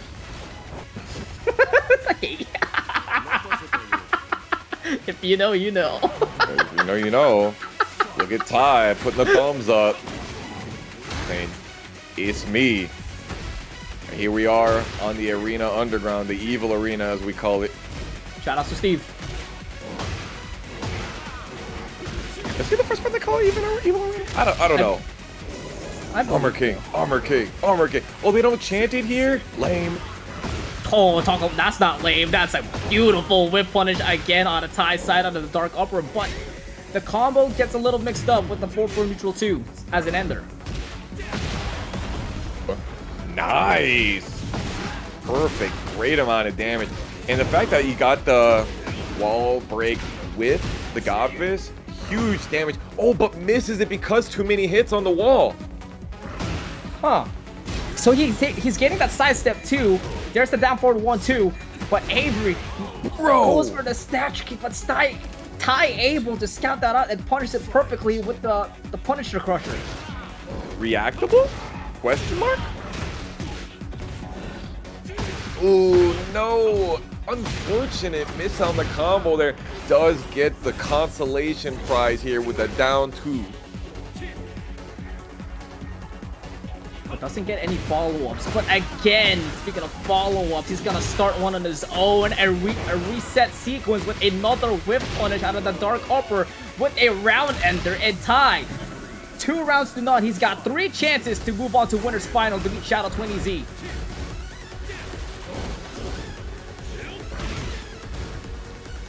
Can't be doing that, brother. I just want to see Avery get hit by the down forward 1-2 counter hit. It's something I need to see before my time in Tekken 8 is over. Got the punish. Nice. Back 1-2. And tries to catch him ducking with the Weibu, but Tai is not flinching.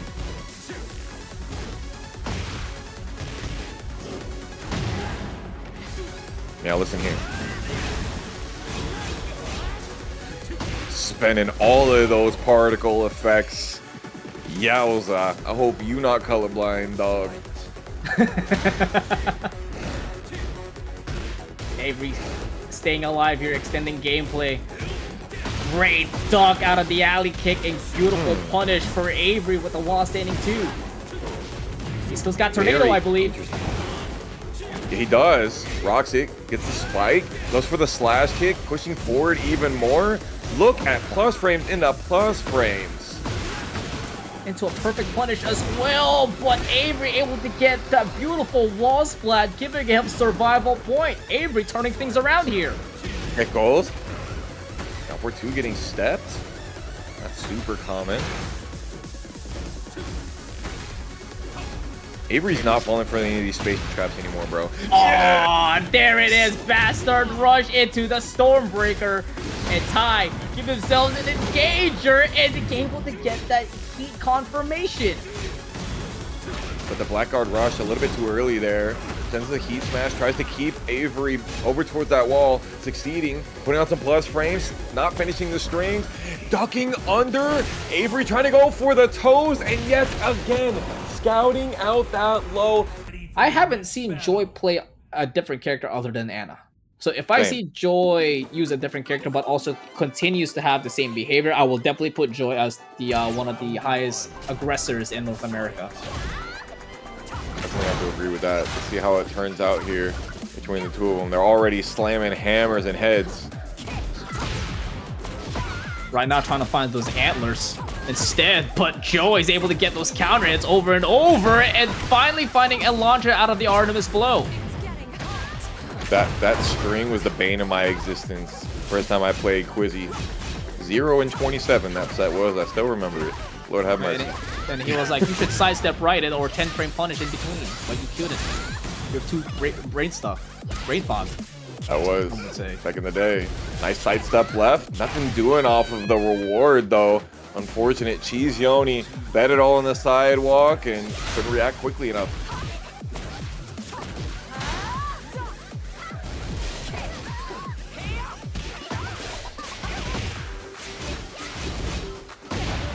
Oh man, we were waiting for it. CheeseYoni forces Joy into a crouch state after blocking that, and Joy goes for the 50-50 right hand sweep to make a statement. Ever since you could sidestep, okay, forget whatever I was about to be on. CheeseYoni trying to get his way out, getting actually floated in the middle of the kip up there, and Joy showing us exactly what we were talking about earlier, being on top of CheeseYoni consistently, but finally a round on the board for CheeseYoni coming up, question mark? Definitely building momentum here and taking away about 55% health. 42 seconds left to play, and CheeseYoni doing a great job applying pressure slowly and sidestepping, but Joy using great options, catching them tracking. Like that P-Burst, the classic. Right back at you, but this one finds the mark as CheeseYoni goes for the screwdriver heat smash, trying to say hello to the world, but Joy able to block it, 3-3, and able to get the confirmation out of the wall standing 3 into the hop kick tornado. And Joy dishing out more damage with the 2 Assassin's Dagger heat dash and ends it off with the Rage Art. The question is, will this kill? Looking like we got some armor-piercing bullets right here, going straight through the chassis, but not quite hitting the mainframe. Not the Atif but classic, but off-axis. The real Luke Sidewalker is right here, Canadian style. A hell of a sequence, but great job for CheeseYoni to keep himself stabilized here. Oh, no jab in the middle of the float. That's noted. No sidestep either. You know, with Alisa, can definitely sidewalk that. Sidestep Heat Burst, the old classic, just like what you said last time, trying to find an opening with a back one. But he finds an opening with the back four instead. Okay, I don't see a wall happening here. Not quite. Wanting to save the heat. Respect. Going for the double low. Uh-oh. Step. 1-1 doesn't kill, but the down four is going to secure it, and CheeseYoni brings us into a final round here on game 1. Beautiful duck into the Headless Horseman. Gets the punish. The blue stuff, purple. I'm colorblind, I don't know what color it is. You were correct. Could you step that with Alisa, the down forward 1, 2, 3? Sure. This Horseman flipped over yet again. Not going low this time. Delay the timing with the roll. And we're challenging in the middle with the 2. Got all of the heat as well as all of the recoverable life. I'm not ducking. Beautiful patience as well for CheeseYoni. Has Rage on hand, can definitely dish out as much damage as they could, but gets caught by the 12 frame heat smash, but doesn't kill. Leaves on with the magic pixel, able to sidewalk out of the slide, but no punish, but he's able to find an opening that's down forward too. CheeseYoni able to thread the needle and finishing it off greatly. 13 frame heat smash, 6 frame high crush. Must be nice. Luckily, didn't do the damage, or at least luckily for CheeseYoni, didn't do all the damage that it was needed. Wasn't counter hit. And now CheeseYoni up a game. When Ana players get up in your grill and they start running into those chaos judgment transitions, the hammer stance cancels, it's really scary. And every time that gear pops in, you can see the life bar just melt away, but CheeseYoni was able to come away from that with their head held high. Let's see if we get ourselves a game 3. I need more of this. And also, when you're trying to find a little pressure, when you think you're on the driver's seat, Anna can immediately steal it right back with the 2-jab into the engager if it's counter hit, and Joy's been doing a great job scouting and challenging with it. Down 4-1. What a privileged button for the Williams sisters, truly. Heartbeat disabler, and then CheeseYoni presses right after it as well.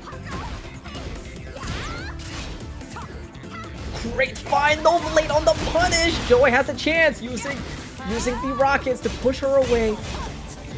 And I'm trying to apply pressure with the heat smash.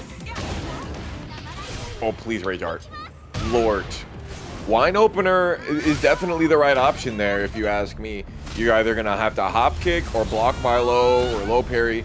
And CheeseYoni had the right read on that and further cements their stance in loser side top 8. It was definitely a commitment regardless, but the 4-3-2 able to find it. But there it is, the CheeseYoni special, the back 3+4, finding its target twice now in this set.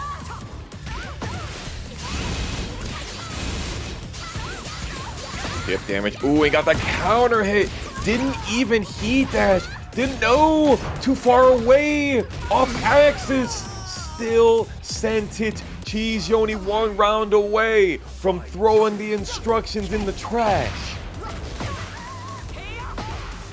A beautiful sidestep. Joy whipping that while standing too, but instead gets launched. Trying to go for some side switch combo shenanigans, but Joy able to stay down there, keeping it safe. Cheeky. Dabbing. Definitely don't keep doing that armor right there. Oh, tried to go for the digital love. Nothing happening though. That was so close. Down for the 1-2. CheeseYoni able to step out of it, but Joy doing a great job fighting out of the explosive wall. Beautiful block. 20 seconds. Joy has rage, so any interaction here for Joy goes for the rage art after the acceleration and finds it. Is this scaled? It's gonna be aerial, and also it was really delayed. I thought that CheeseYoni had swayed back. 41 damage is definitely a good one. Headless Horseman, we're walking straight in. The Ichabod refrained from doing that ever again. No round brown up so often, but here we are. Last week we had Landon D in second place with the Fahkumram. Do we have another Fak ready to open up the charts of the leaderboards? It's gotta go against this gatekeeper from SoCal, Tony. Giving a decent amount of respect, but also trying to bait out some counter hit with the cannonball. Late. Not the Dutch. She's not taking the punishes just yet. Oh, had a great read with the walk, but great option there for Swavy, realizing they had to go for the low to catch him pressing. And the wall standing one, too short range to be able to punish the down 4 from Fak.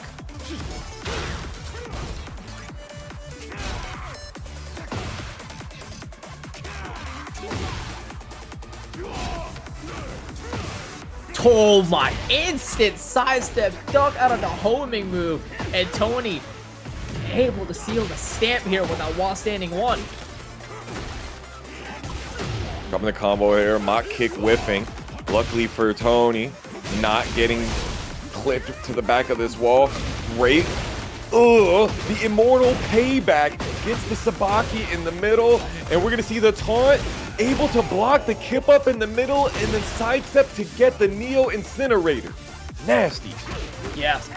Swavy was making a huge call out there, thinking it was going to go for a parry, but Tony able to step and make him realize his mistakes. A 1-1 here on the round count, trying to get that counter him with the down 4-3, and he's able to get that reward on the second time. Catches Swavy pressing, but unfortunately the combo gets dropped, and Swavy able to retaliate with a wall standing 1-2 heat engager. Didn't do 1-2-4. That would have heat engaged. That would have been really good for the momentum. But unfortunately, Swavy just bounced right back. Straight up rubber band banks. Trade, but Tony able to get a little bit of profit with the guaranteed soccer kick afterwards.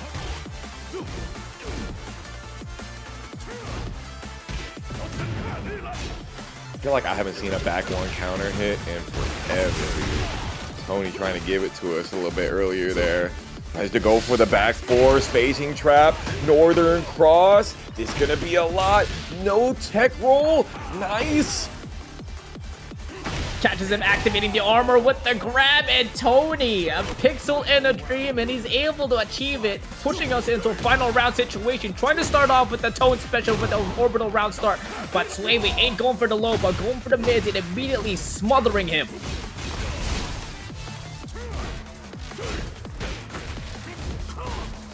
That's jet up or punishable, but heat dash right there happens. Gets the fisherman slam, but way too close to the wall, unfortunately. This is perfect. Incinerator doesn't fully spend it, goes for a rage guard, but Tony able to bait it out. Just like what you said, Tony, he's definitely got him, and he's got the first game in his hand. Even keep our eyes on the homies. Here we go. Tony versus Wavy. Let's get it going. Game 2.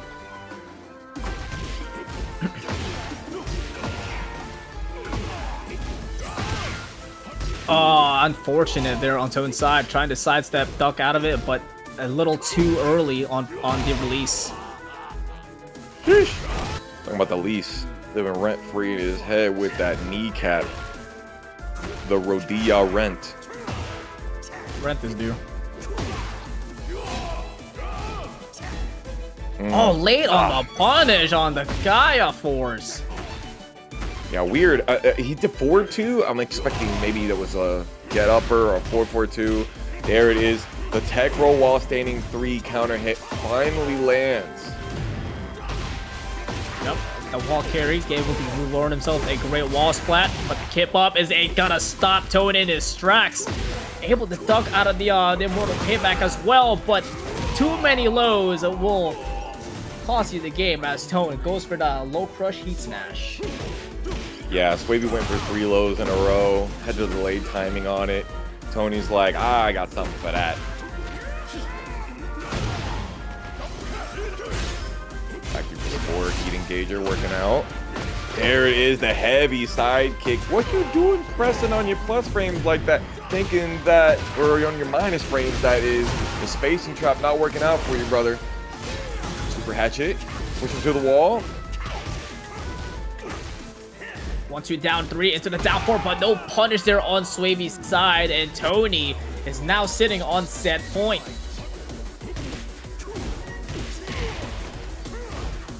I love that punish.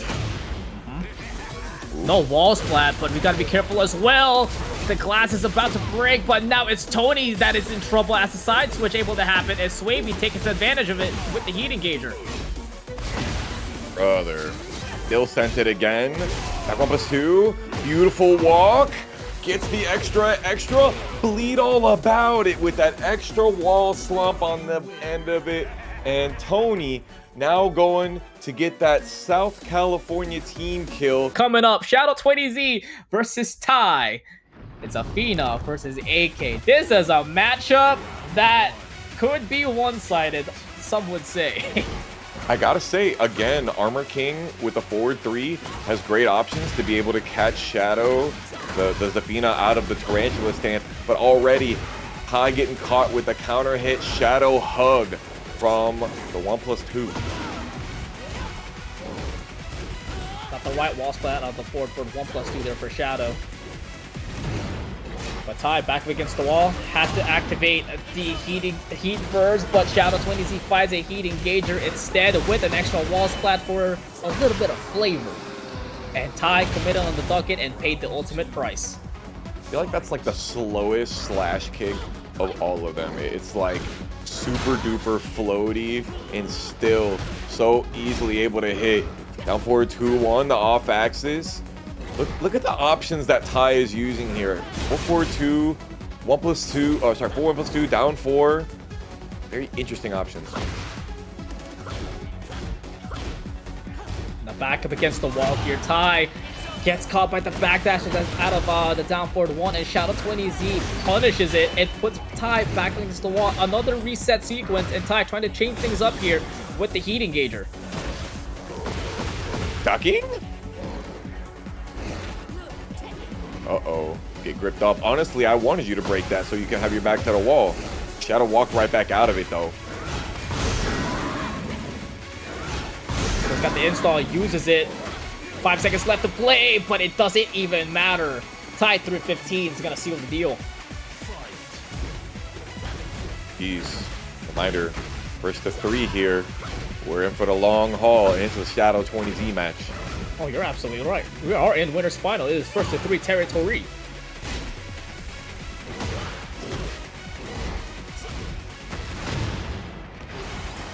Beautiful find there with the Prison Crusher. Kai having a little bit of advantage here with the engager. Shadow 20Z is trying to retaliate back. One and a couple ones into the sidestep heat burst. I love that drop kick at the end. It's so satisfying. Oh, 66 damage before the heat dash combo. What are we on here? Whiffing into Rage Art? Nah, you're not gonna catch me with that, brother. What I am gonna catch is 2 people putting direct contributions straight into the match arena. $5 from Vismund and 100 from AJS. Thank y'all so much for giving us 155 so far in our pot tonight. That is a $105 drop there, and Ty has taken advantage of it, and he's gonna take advantage of this float combo as well. Dropping more than money here. Back 1-2. 79. Oh, can he get it with the wig up forward? No, just a little bit too late. Sitting comfortably though for Ty. 30 seconds left to play. Shadow does have all the resources needed to make this comeback. And he also has the position now as well. Down 2, gets caught. No counter hit, but the down forward 1 is gonna do it with the endless barrage that Ty throws out. Ty takes the first game. He just don't play like other he doesn't play like an Armor King player. I know that sounds weird to say because the way that this character is set up so incredibly diversely, you don't have to play this character as a grappler at all. But I mean, like 90% of Armor King players, they have their back to a wall, Giant Swing is coming out. And Ty just, I guess he's like, nah, that's too obvious. I'm just gonna hit down forward 1 a few times. Catch the timing. There is also a move that Ty does not use at all compared to other Armor King players, and that's 4-4 neutral 2 into Bad Jaguar. I've not seen that yet. I've seen 4-4 neutral 2, not 4-4 neutral 2 into Bad Jaguar. Yo, $20 in here for Jer, bro. As well as $10 from Coffee. Oh, what's going? What is going on? I was AJ. Let's go see Brawl Pro. That's bait. I don't believe you. But you're right though. Let's go TNS. You're right. You're right. Let's go.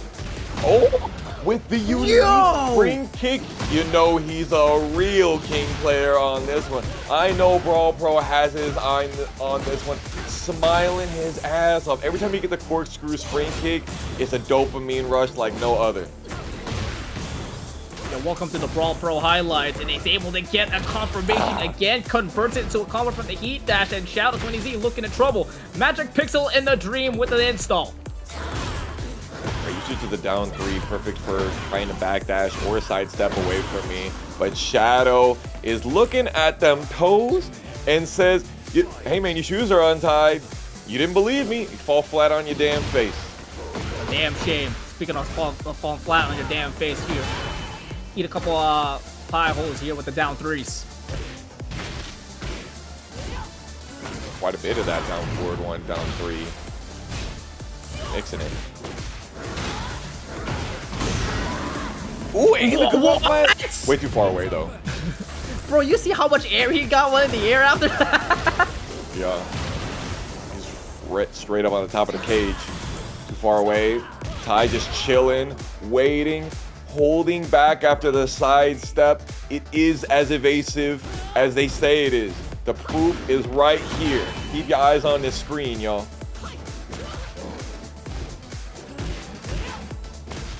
What a duck. What? Yeah. Not even a punish. That was just a clean whiff punish there out of Shadow 20Z's side.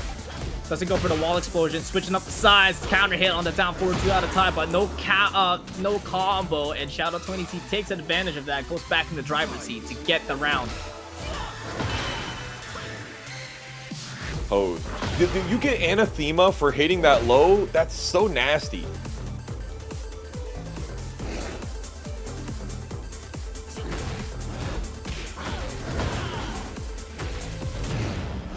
Step and to the down forward 2 of the old classic there. Shout out to TOURNEY. You know, I would say this combo would do it, but he did drop the last time. But will it do it this time? No. Oh my god, he has a pixel. Tai has a chance, but the down forward one's gonna catch him off, and Shout out TOURNEY equalizes the set 1-1. Again, earlier we talked about the days of Tekken Steph and ICFC North America, where Tai was straight up winning PCs in these tournaments, and just back and forth with the Marduk back in the day. But now he's got a different kind of grappling style. It's very interesting seeing him on the other side of that rivalry. But it is a good one to come back to. It's always a treat when these two are on tournament and you get to watch it in such high stakes. Get ready for the next battle. High stakes indeed. Thanks to all y'all hooking us up in our match arena. Thank y'all once again for making Tekken Never Sleeps number 95 very special. Just like this winner's finals is, we finally get to see a long set with Tai in the winner's side. And with myself on the mic, 4-2-1, getting that whiff punish, already pushing Shadow back to the glass. Yeah, 50% gone already, but Shout out TOURNEY able to absorb that damage and converts it with a tornado out of the Scarecrow 4. Able to get himself the install, and has the wall positioning as well. That CD4 quite a bit now, showing the option often, thinking maybe Shadow wants to start ducking. See about that. Had all the chance to activate heat. It's going to utilize it now.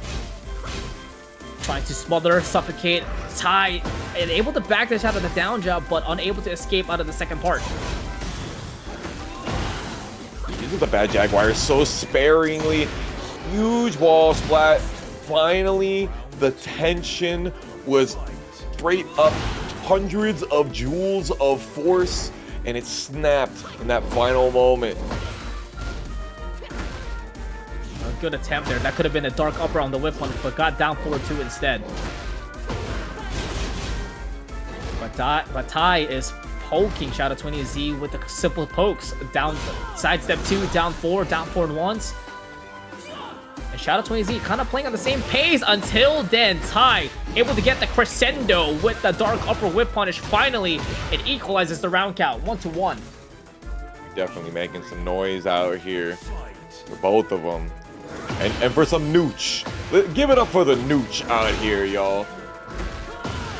No! He fell victim to the classic blunder, trying to get in the middle of that 3-hit string that's going to counter-hit launch. Yeah, he fell into that one just like what you said. He fell victim, and Shout out TOURNEY is playing the ritual and spell casting to try to take the lead. Shadow knows when you want to backdash, bro. Nice side step left. Working out. Let's find out his stance pressure. Gonna create his own spacing traps here and use the nooch. Activate. Stopping Shadow's offense. Not allowing to use the install. But Shout out TOURNEY continues to keep on pressing and winning the challenges. Great whiff. Luckily, Tai's still alive. Gets the punish. Don't duck on me.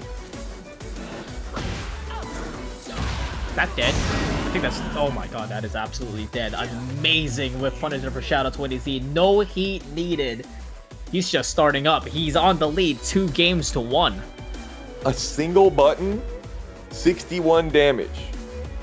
Yep. That's, all I'm doing is giving information. You know what I'm saying? It said it was counter hit, so there's extra in that. He spent the anathema, so there's extra in that. But if you watch Shadow play, he doesn't really spend that extra damage on things like the back 1+2 unless it's going to do the final hit, the final kill, or like you hit that extra 1+2 to be able to spend the anathema. But I feel like almost every round I see Shadow play, he ends the round with that install on. He like never sells it. No, it's crazy to see because he really preserves the install, but also preserves the heat as well. Like, he doesn't use it until like his back against the wall. Figuratively, of course. You said meow. I got a down 4-1 for you. There's a 4-4 neutral too there. Yeah, but he, again, not as much as a bad Jaguar who got caught crawling after you. First giant swing attempt here. Oh, ducking!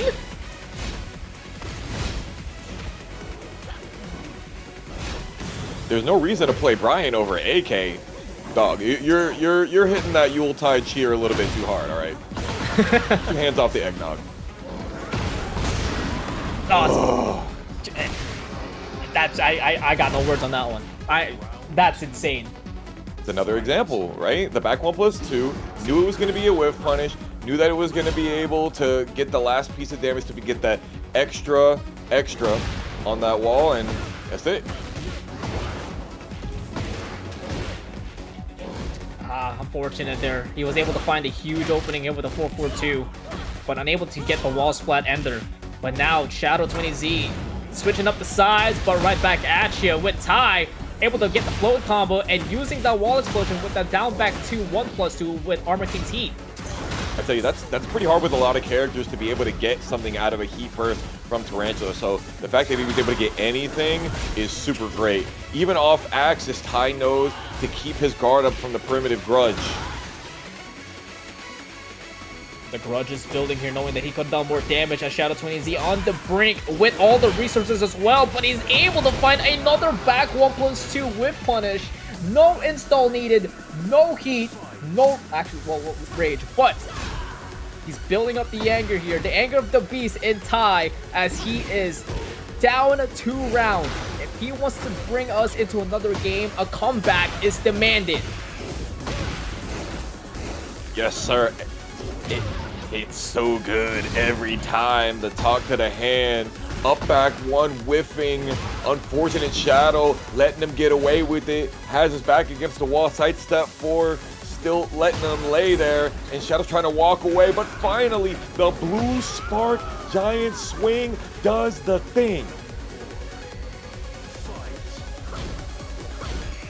Started right back in the middle of the ring as Ty, a tried and true down forward 1, catches Shadow 20Z up in the air and converts it to a full-on combo. Does he use the wall explosion? No, he's gonna keep him there for the pressure.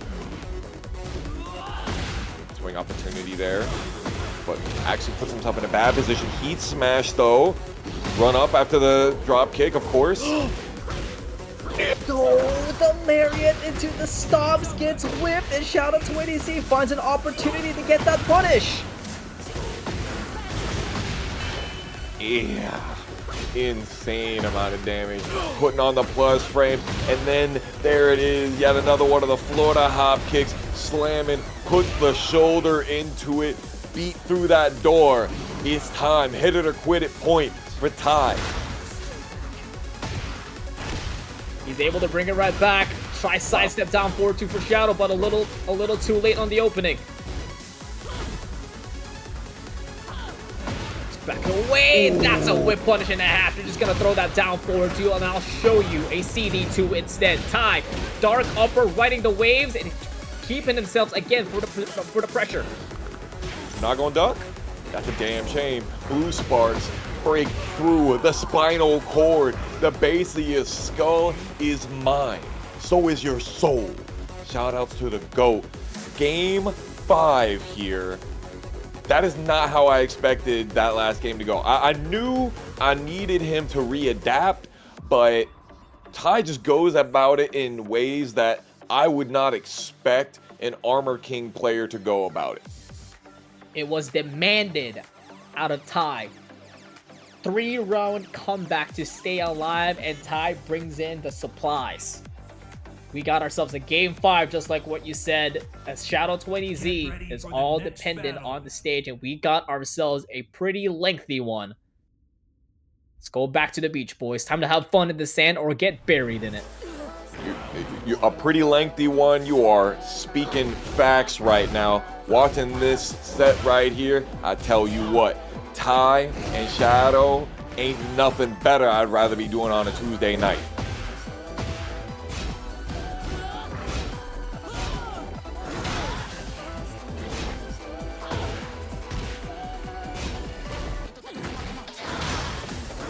Ty's heat's running out, but gets caught by the crossover. The overhead for Shadow, but unable to capitalize on the combo damage. Stopping the strings halfway through. Ty keeping up the defense. He says, I have all this recoverable life. Thank you so much for putting me in rate. Oh, damn. Womp womp. Next round, check gets himself a restart. Double on the low, triple on the lows, and stays on the Tarantula stance and getting that standing forward crush. Too busy shimmying, not able to get the whiff punishes.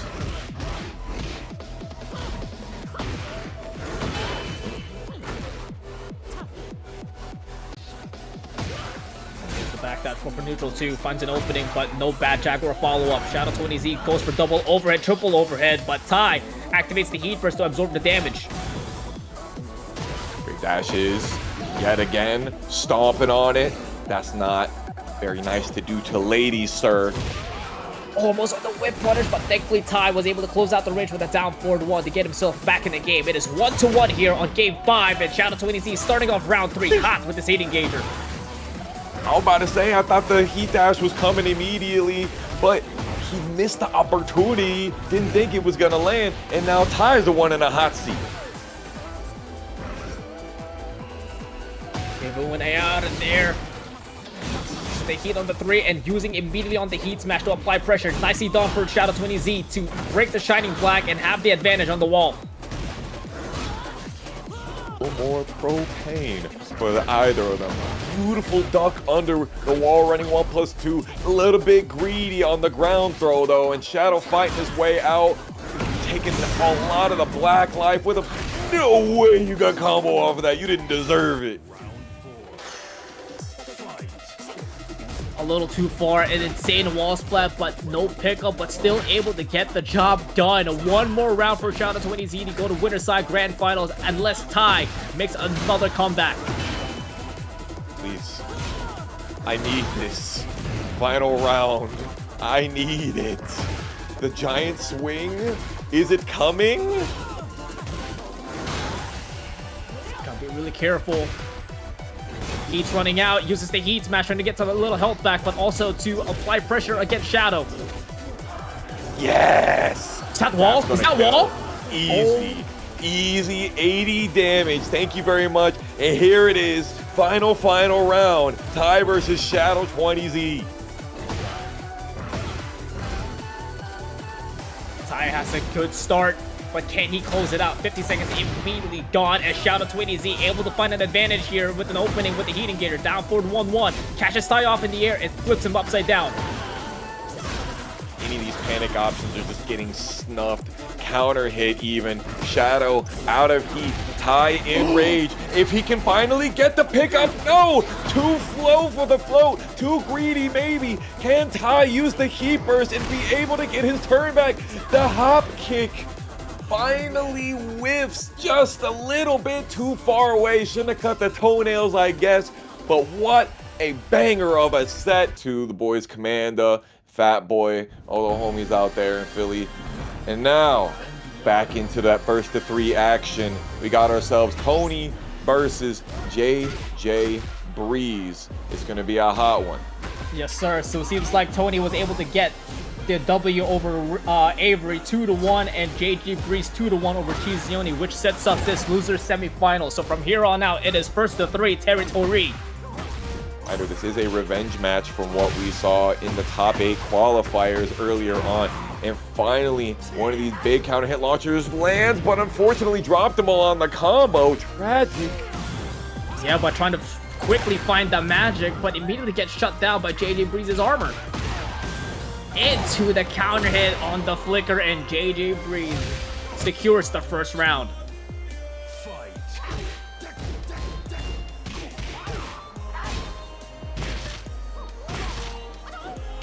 That kick looks like it's so linear, and you sidestep into it. It's so interesting, the tracking on that button.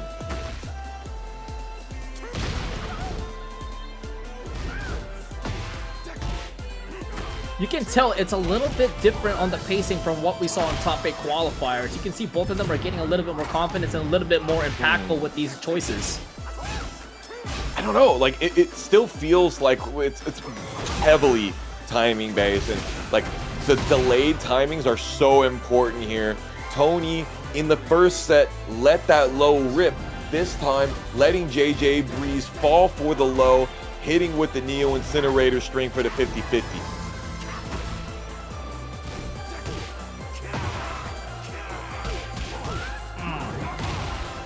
Beautiful parry changed up there for Tony, able to give himself snake eyes, but JJBREEZE not stopping on his offense and going for the slide mix-ups quickly.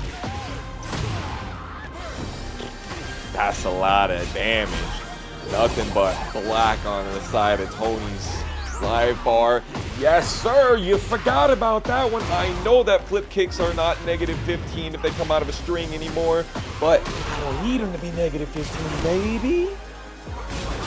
Supercharge the hatch hit, equal health, and JJ commits on the duck and pays the price with the heavy side kick. What you ducking for? Did somebody hit you with that low earlier today? What you ducking for?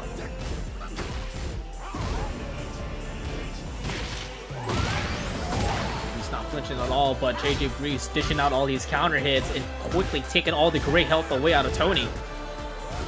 It's a down forward one kind of day, bro. Down forward one has just been setting the pace for almost all of our matches. Hey, that's a good day. It is. We like that. Oh, we got engager down forward one. We're like, oh yeah. Another final round situation here for TNS number 95. We've got a lot of final rounds, man. We have not a lot of no-round rounds today. Back and forth action. Counter hit on the wall setting 3-4. Tony was fishing for it and is able to reel in the bait, and JJBREEZE losing a decent amount of health. Better get up off that floor, brother. Sheesh. Heat smash. That's gonna do it. Tony up game one. Reminder, we are in a first to 3, and we missed out giving those pieces of information of how we got here. Tony took it 2-1 over Avery. I'm gonna repeat that. Tony took it 2-1 over Avery. SoCal versus SoCal. Tony has been grinding really hard recently, and it is showing. And then JJBREEZE taking it 2-1 over CheeseYoni. That one is a little bit more surprising to me because JJ has not really been doing so many of these online brackets, but 404 is where steel sharpens steel, and more like adamantium becomes what it is.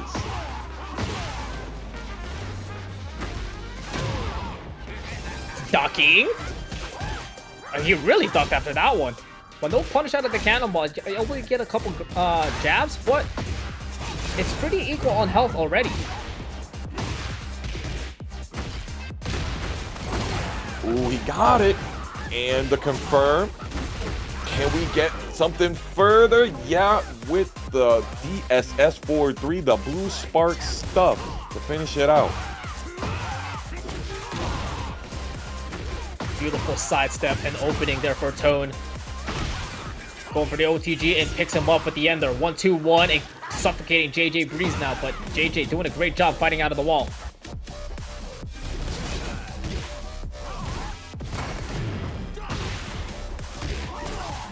Yes, sir. Nice. We saw that earlier on. Didn't work earlier in the tournament, but JJ staying alive here. Can still keep it together. Got the Rage Art, gonna get 13 health back.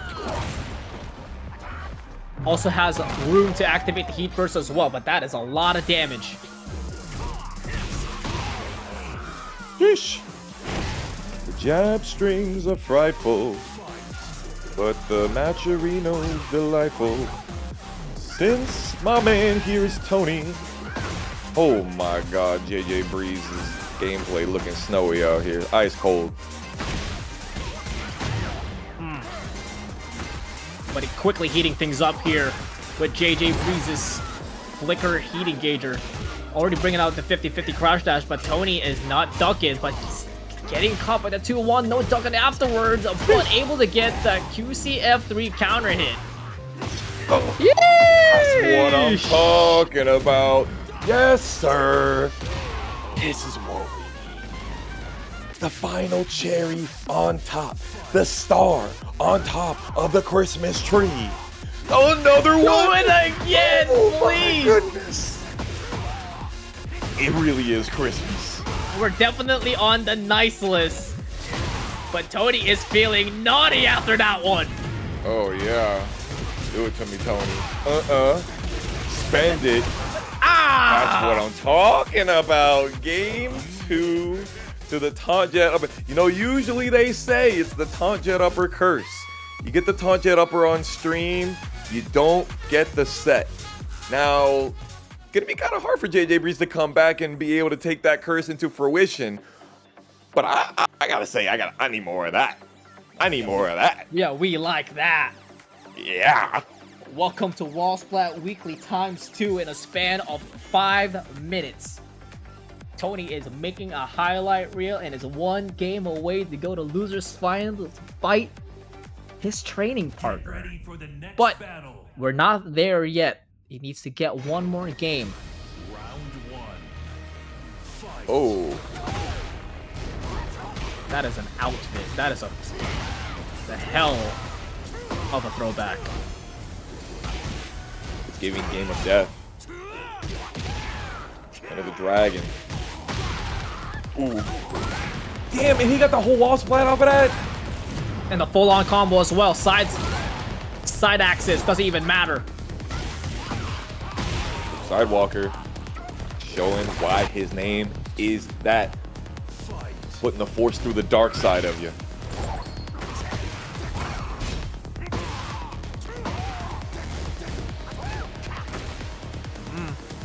15, not fully sending it. But damn, there it is. You ask and you receive. It is a little delayed, but the package has been dropped with that back one counter hit.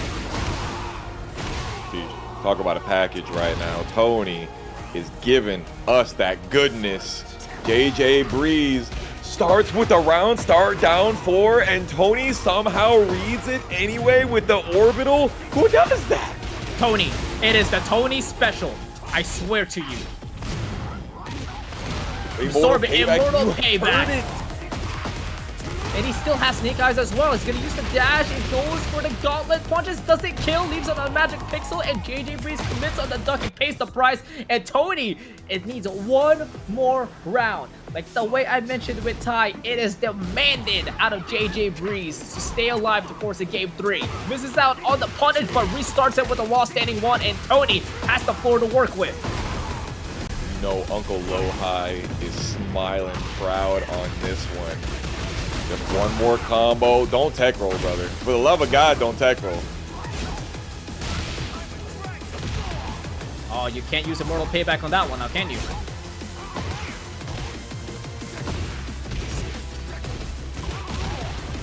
Could punish, no wall splat though. Goes for the heat engager cancel.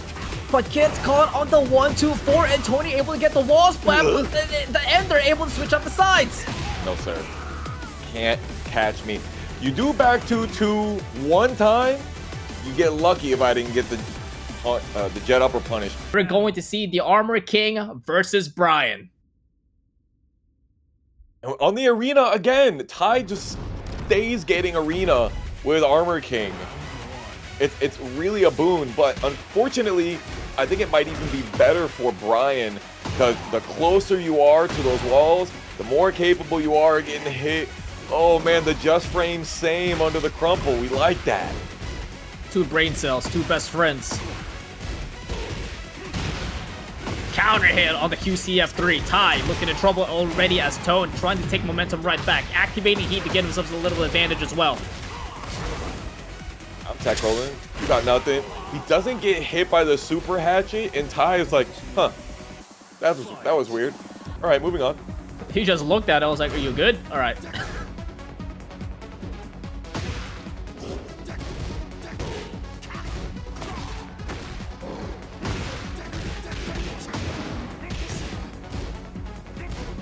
A lot of side steps. Yep. Cannonball finds its mark, but no counter hit, but he's able to get the giant swing, potential wall damage as well, and he's gonna get it. Tone on Rachel already with the back up against the wall. Immediately, Ty goes for another giant swing, but Tone with the just frame break. Woo! Scary.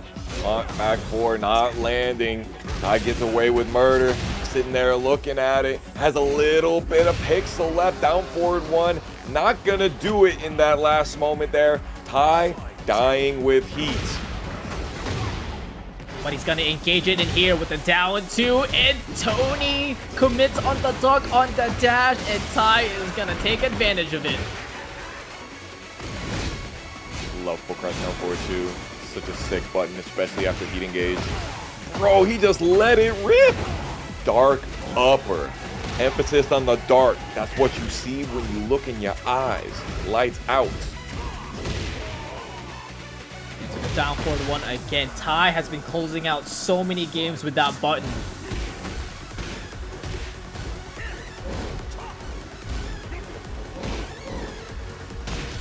Interesting late on the punish, trying to bait out some counter hits with the QCF3 for Tony, but Ty is doing such a great job reading his motions. I'm not sure how these guys are feeling about the connection right now. Ty is looking... He's looking solid, but he's looking not quite as sharp on the whiff punishment right now. What? A little late on the back four. Mock Breaker does not connect, and Ty able to duck and punish it. Converts his own combo and sending Tone all the way to the wall. This could be dead. Very important. My God. I'm so sorry. Ty, I'm so sorry. Tony, I'm so sorry! I'm so sorry! Too deep! Oh my God. Tony's still pulling it out. Damn shame.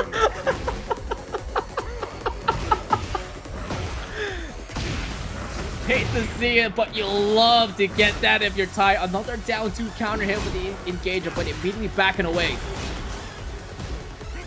Back to the chain link. Like a cyclone. We can do it all night long. I'm sorry. Bad Jaguar doesn't want to do any of that, but unfortunately misses the combo. How bad of him. Immediately going for the hop kick. It closes him with the stomp, making a statement in this sales. Like, that's my character. You gotta beat the Armory King and then get through. Back four, missing the mock breaker afterwards was super unfortunate. And it just goes to show how tight that link can be. Like, it is giving, honestly, you know, I can't remember the exact amount of frames of leniency between back four and getting the mock breaker. Chat, I know somebody out here is a Bryan player. We've got Tony and Ty on the screen. Somebody in this chat is able to give me an exact numerical answer, and don't just tell me it's frame tight. That's not a terminology. I need numbers. Immortal Payback and Mock Breaker are the same move, correct? They're the same animation, and Immortal Payback is the 1+2 version that has the parry in the middle of it. But frame startup. Yes. Frame startup. Okay. Same frame startup. Because he did use Immortal Payback instead of Mock Breaker on that one. Yes. Yes.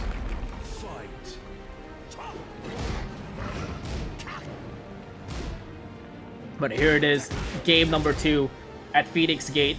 Playing a little slow here, playing a little pokey, just like how we were in game 1. But Tony, trying to have a little bit more presence in the offensive side. Yo, King Servbot, thanks so much for with the raid with a party of 4. Hope you had a great stream, my friend. Yeah. Well, many such cases, blocking Bryan down 4 and just not getting a punish for it. Tragic. There's so many 2-1s, and Tone gets caught by the Weibo mix-up, gets caught by the Brawler boot, and Ty engages himself in heat, but unfortunately disengages on the offense as Tone able to find themselves a counter hit with the QCF3. Too far away. still gets hit with a heat smash after the fact. Really interesting that first heat engager from Tai, instead of pressing a button, just goes for backdash, and tries to get Tone to whip something. Let's see if that meta keeps going. They're mirroring each other. Look at the dash cancels. Misses on the forward 4-2. You hate to see it. That was the simplest move, and you're gonna pay the price. Simple combo. Key first. A back one, okay. Oh, and it whiffed. Nice tech roll timing. Maybe he didn't lab that setup, maybe.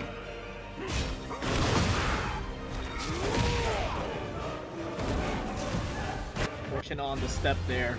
Tony getting 2 rounds quickly, trying to equalize the set count.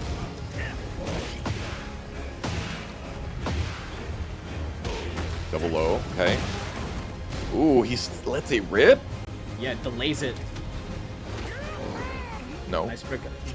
Great break out of the 1+2, sidesteps out of the cannonball, and Tai really poking Tony to death with the sidestep 2s, and gets caught, but the electric chair power bomb gives himself a full-on combo. But the combo route is a little bit weird. Started off with a jab into the Dark Tide. I think he was going for a lariat.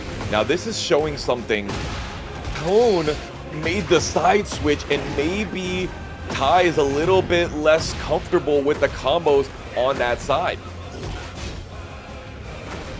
Yeah, that could be a possibility for sure. Tony applying pressure here with the Requiem. 5 seconds left. Tai definitely has the life lead, I think. But he definitely has the life lead now. Yeah, let's go. Yes, you hit that button on somebody, you might as well key charge. You have to stay alive as well to extend the gameplay.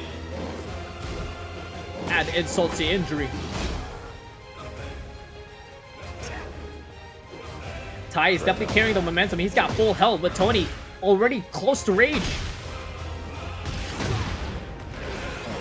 What we got? He still sent the orbital! What the hell? The Tone special. Changing things up, goes for the supercharged hatchet kick and trying to mix it up with the spin afterwards, but Tai closes it up with another down forward 1. Yo, Sokorum, thanks so much for the $15.69 contribution, making this prize pool to $200 now. $200.69, sorry. Like that. Even fall. There will be no spacing traps here. The second hit whiffed, and then now we get ourselves a hop kick punish. Tai on the elite ball knowledge. The Blackguard Rush lands.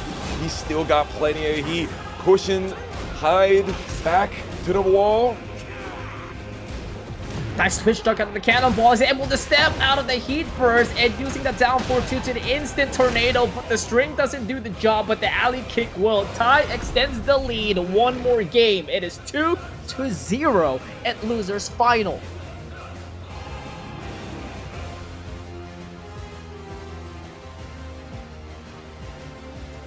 You know, it's really going back and forth, but they really are playing at the same tempo.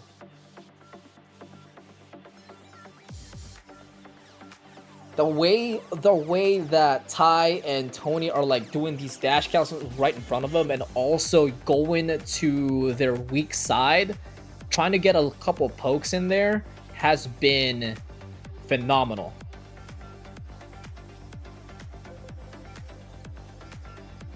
I just realized the chat. Yeah, you're right, Minty. They definitely heard me. I appreciate you, Tony. But going back into Arena Part 2, we had the original. Now we're going to the Evil for our potential final game. Oh, he just sent the forward 4-1. Knew Tai was gonna walk right into it, and here we are.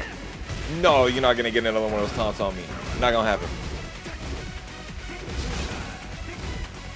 He wants it. He's able to get that back four mock breaker combo this time, not dropping the simple part.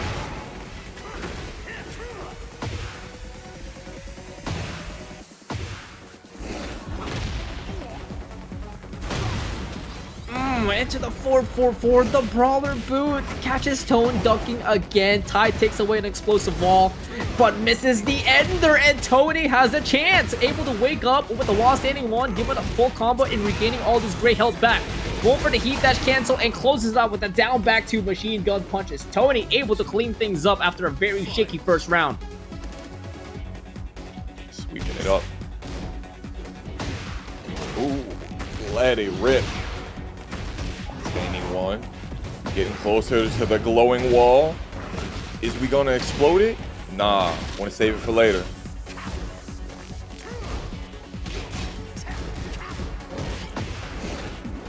Trying to step out of there, but instead he gets swung. Able to receive all damage, ducks it, and finds the counter hit on the 1-2-4. Tries to commit on the 50-50, but Ty unable to punish that while standing one. But it doesn't even matter. He finds the opening with the shining black, equalizing the round count. Crazy stuff. Ty just like not worried at all. He was straight stone-faced on all of it. Funny. Oh, dang, the CD4.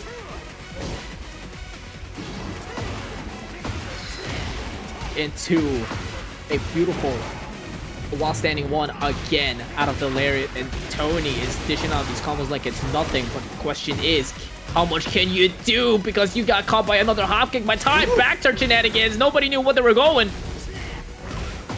Damn, missing taunt forward 2? That's tragic, brother. Tony, you got to come away with the win in the round here, though. Ty letting him have it after throwing the hop kick. Bro, I definitely thought he was going to go for the low. Ty was going to go for the hop kick.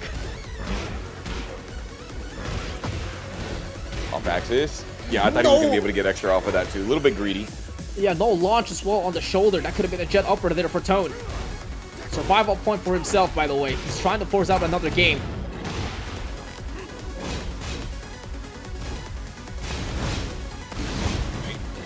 Haven't seen too much of that yet. That could have been parry too. Ooh. Regardless. But what a find out of the sidestep forward 4-2 here for Tone. Sending it again. It's going to be a lot of damage. He's going to get like 30 extra just from this heat dash combo. 28. Not worried about any of that down forward 2-1 stuff. Tone immediately cancels out. Ty gives away the turn and gives away the game. Now, game 3 was markedly different. What would you say marked the difference of game 3 here, Spirit?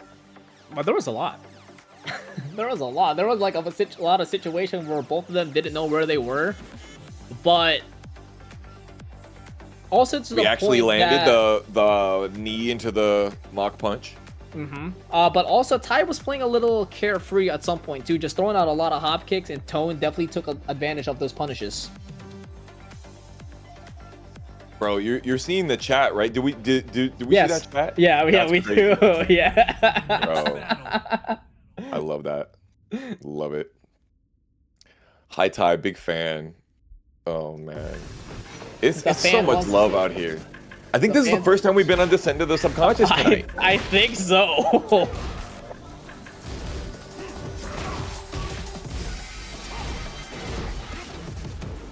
Just trying to close it out here. Beautiful sidestep right into the dark upper. Key burst off of the weird axis. Still gets the 6-7 for the damage. Can he get the combo here finally? No. Tries to go for the down grab just to add insult to injury, but Ty able to clean things up.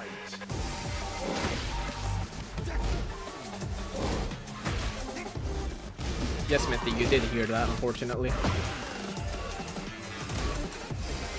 The wall standing 4 spacing traps, they're like ever prevalent, but Tony's not really falling for it.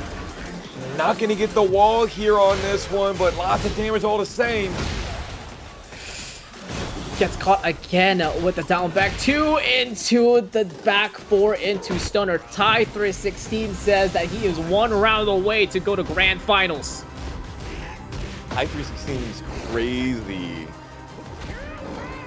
Give it up to my man John out there in the Midwest. Oh my God. Hop kick looking like it's doing best through your chest right here. Oh, I think he was going for a throw there. Definitely would have broken the floor, but saving it for later. Put him in the chair. Try to get him into the body bag. But you're going to have a lot of scaling. You're going to need at least one more interaction to get it done.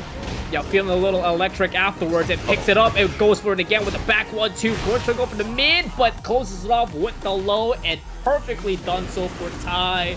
We'll be moving on to get the run back against Shadow20Z, sending Tony to elimination.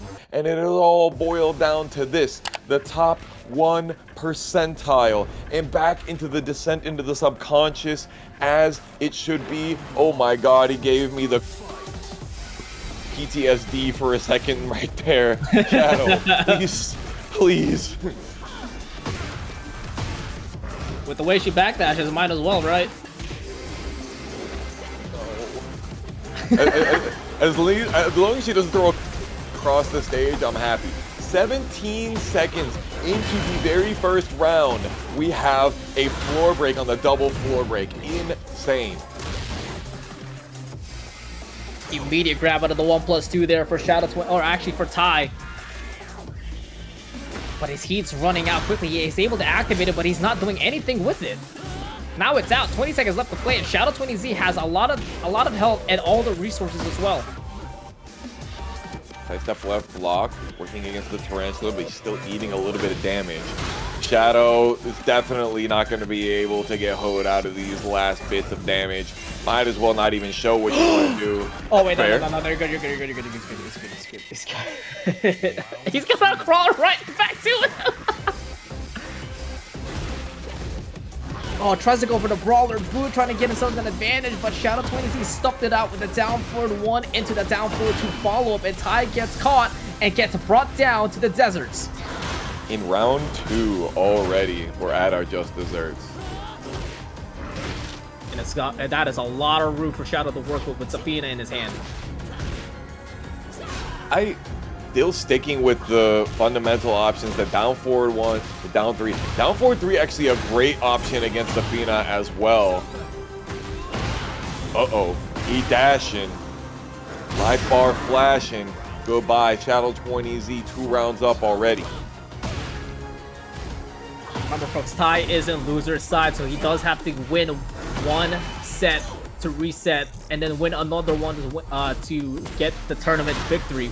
But Shadow20Z's got to get 3 games, and that's it. And he's sitting comfortably right now with 2 rounds up to none. It's got to be 1-0 on Shadow20Z's side after that dominant round. Requiem says we're in a Dali painting now, and time is certainly melting, and the clocks are ticking down for Ty's lifeline.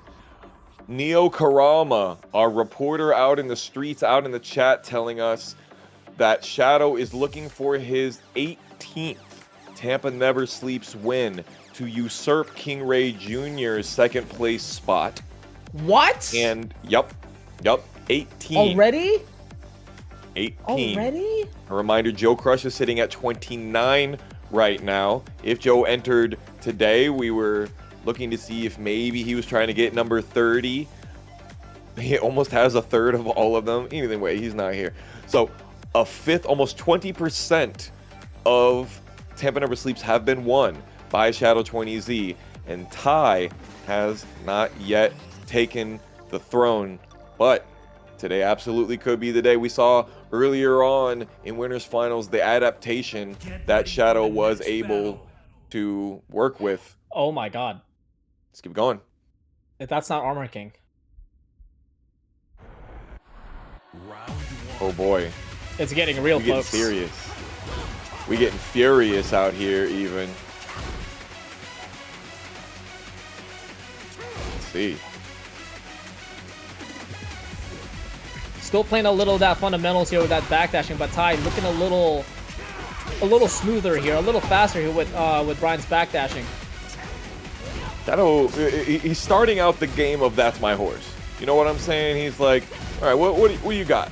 What's coming? Shout out to Soft and Wet. Already 25 seconds left. What a step out of that baiting QCF3. Tai was looking for that counter hit, but Xiaoyu able to scout it out. 15 seconds. He still let it rip. Down for a great option versus the Tarantula. It makes a lot of sense that Tai would go for a character that he knows he has more reliability for the options with versus the stances. Great finish there. I didn't realize that down 4 was going to do so much after the QCB 2-4.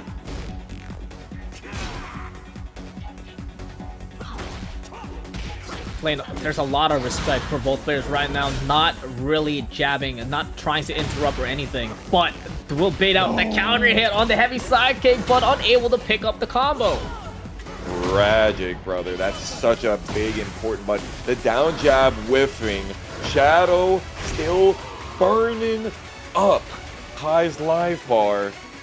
Let loose all the BTUs, the propane in that heat meter. Yeah, slow and steady, for sure, has been the theme of this set. Requiem. Fisherman slam and Shadow still able to backdash away from it. Must be nice. Kicks him off the ground with the hatch kick, trying to apply pressure with the heat smash, but unable to find anything. But does have Tai does sit with Snake Eyes and able to get that back one counter hit and also the round, using it on the very last with the machine gun punches to get the lead in this match. 4-4-3s. Tai is looking much more comfortable here, letting that last tiny bit of delay possible slam through Shadow with the counter hit. Nah, I respect it. You get on the character, you have to let it rip. Yeah, the commitment goes crazy in this game sometimes. 35 seconds left to play. Tai tried to get an answer with the wall standing one, but gets caught by the slide counter hit. And Xiaoyu is on extension point versus equalization for Tai. Extension. 1, okay.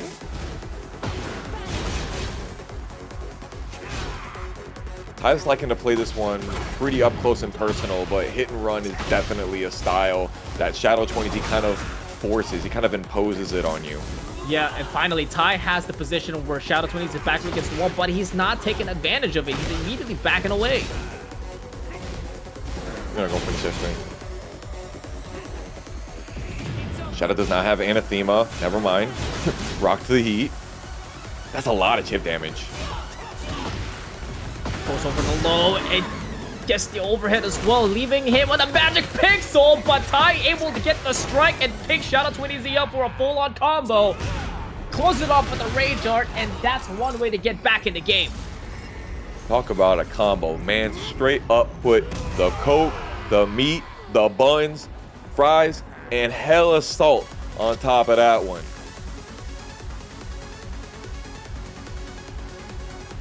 Damn. What a Hail Mary for Tai. Yeah, using the QCB4, Shadow is looking a little bit cheeky, just walking at him in the Tarantula stance, but I think he was a little bit late on going for the armor option, which probably would have been the best bet in that situation where you have a foreboding presence against a reactive player like Tai. Honestly, you know what? Let me take that back. Do you feel like Tai is a super reactive player? Yeah. Are you kidding me? You know how many times he's blocked that down back 4 out of Avery? I mean, he reacts, but I feel like he's not, he doesn't, it's not the same as Joe, where a button comes out, a whiff comes out, he's got something, he's got a button for it. You know, I feel like Tai is, okay. he's conservative, like he's obviously reacting, like check that right there, sidestep right into the backdash, unfortunately a little bit off axis, but like he's not trigger happy. He's reacting to the fight situation when on the punish. Like, he's punishing optimally every single time. And to be fair, he really is. Like, he knows his characters on the back of his hand, no matter who he plays.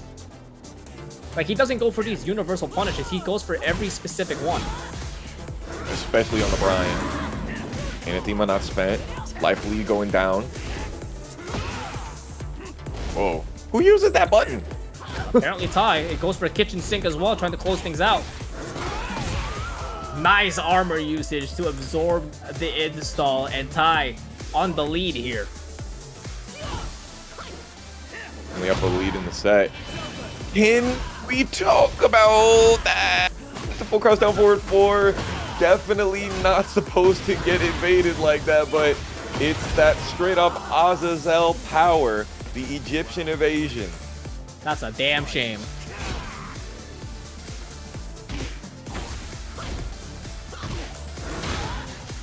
Toes. Ooh, try to go for the power crush, but let's not forget, I'm +7. Not power crush, the counter hit option. Got counter hit himself.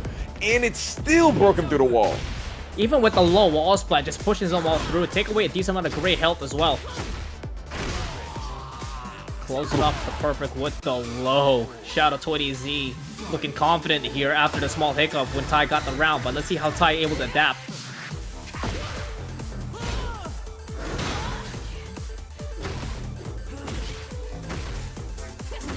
It's low. You're gonna duck for me, bro.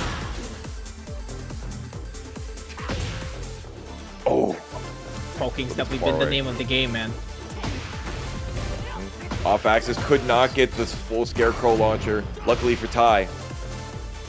Yeah, able to find a little bit of a lifeline, have some room to activate Heat, but shout out 20Z also had that, but Ty activated Heat Smash the wrong time because he got bounded, and shout out 20Z is gonna give him a full-on combo.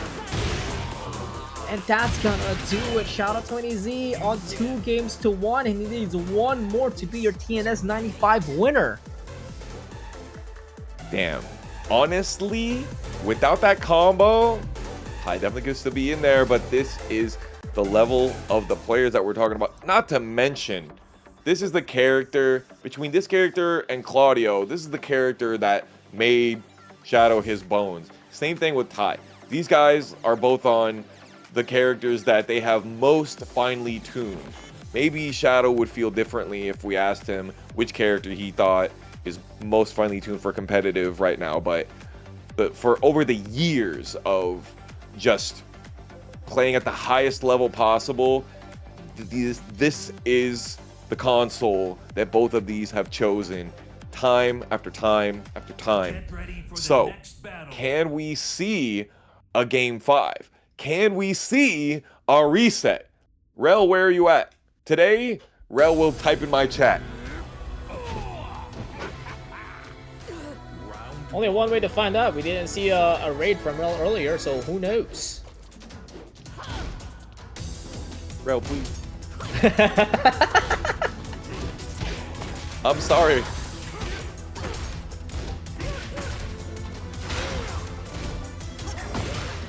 Ooh, beautiful orbital landing yet again. He's been sniffing those out.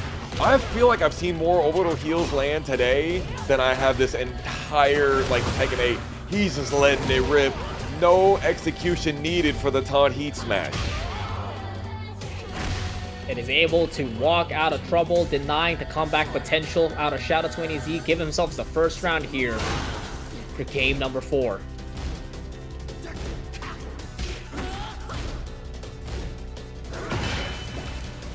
Back 1+2, getting slow the anathema. Still get the anathema. Nasty. That button is insanely good, man. It really cannot be overstated. And they nerfed it. Nerf that one. Down forward 2. Ty gets caught ducking, and shout out 20Z regaining all the great health, but most importantly, deleting Ty's health. No, leaving on the magic pixel. He has a chance here. He's got the resources as well, but shout out 20Z not giving him another chance, ending off with a low. Shout out 20Z. Not going for the scarecrow off axis there. He's got the orb pondering. Oh, yet again, too deep on the dash.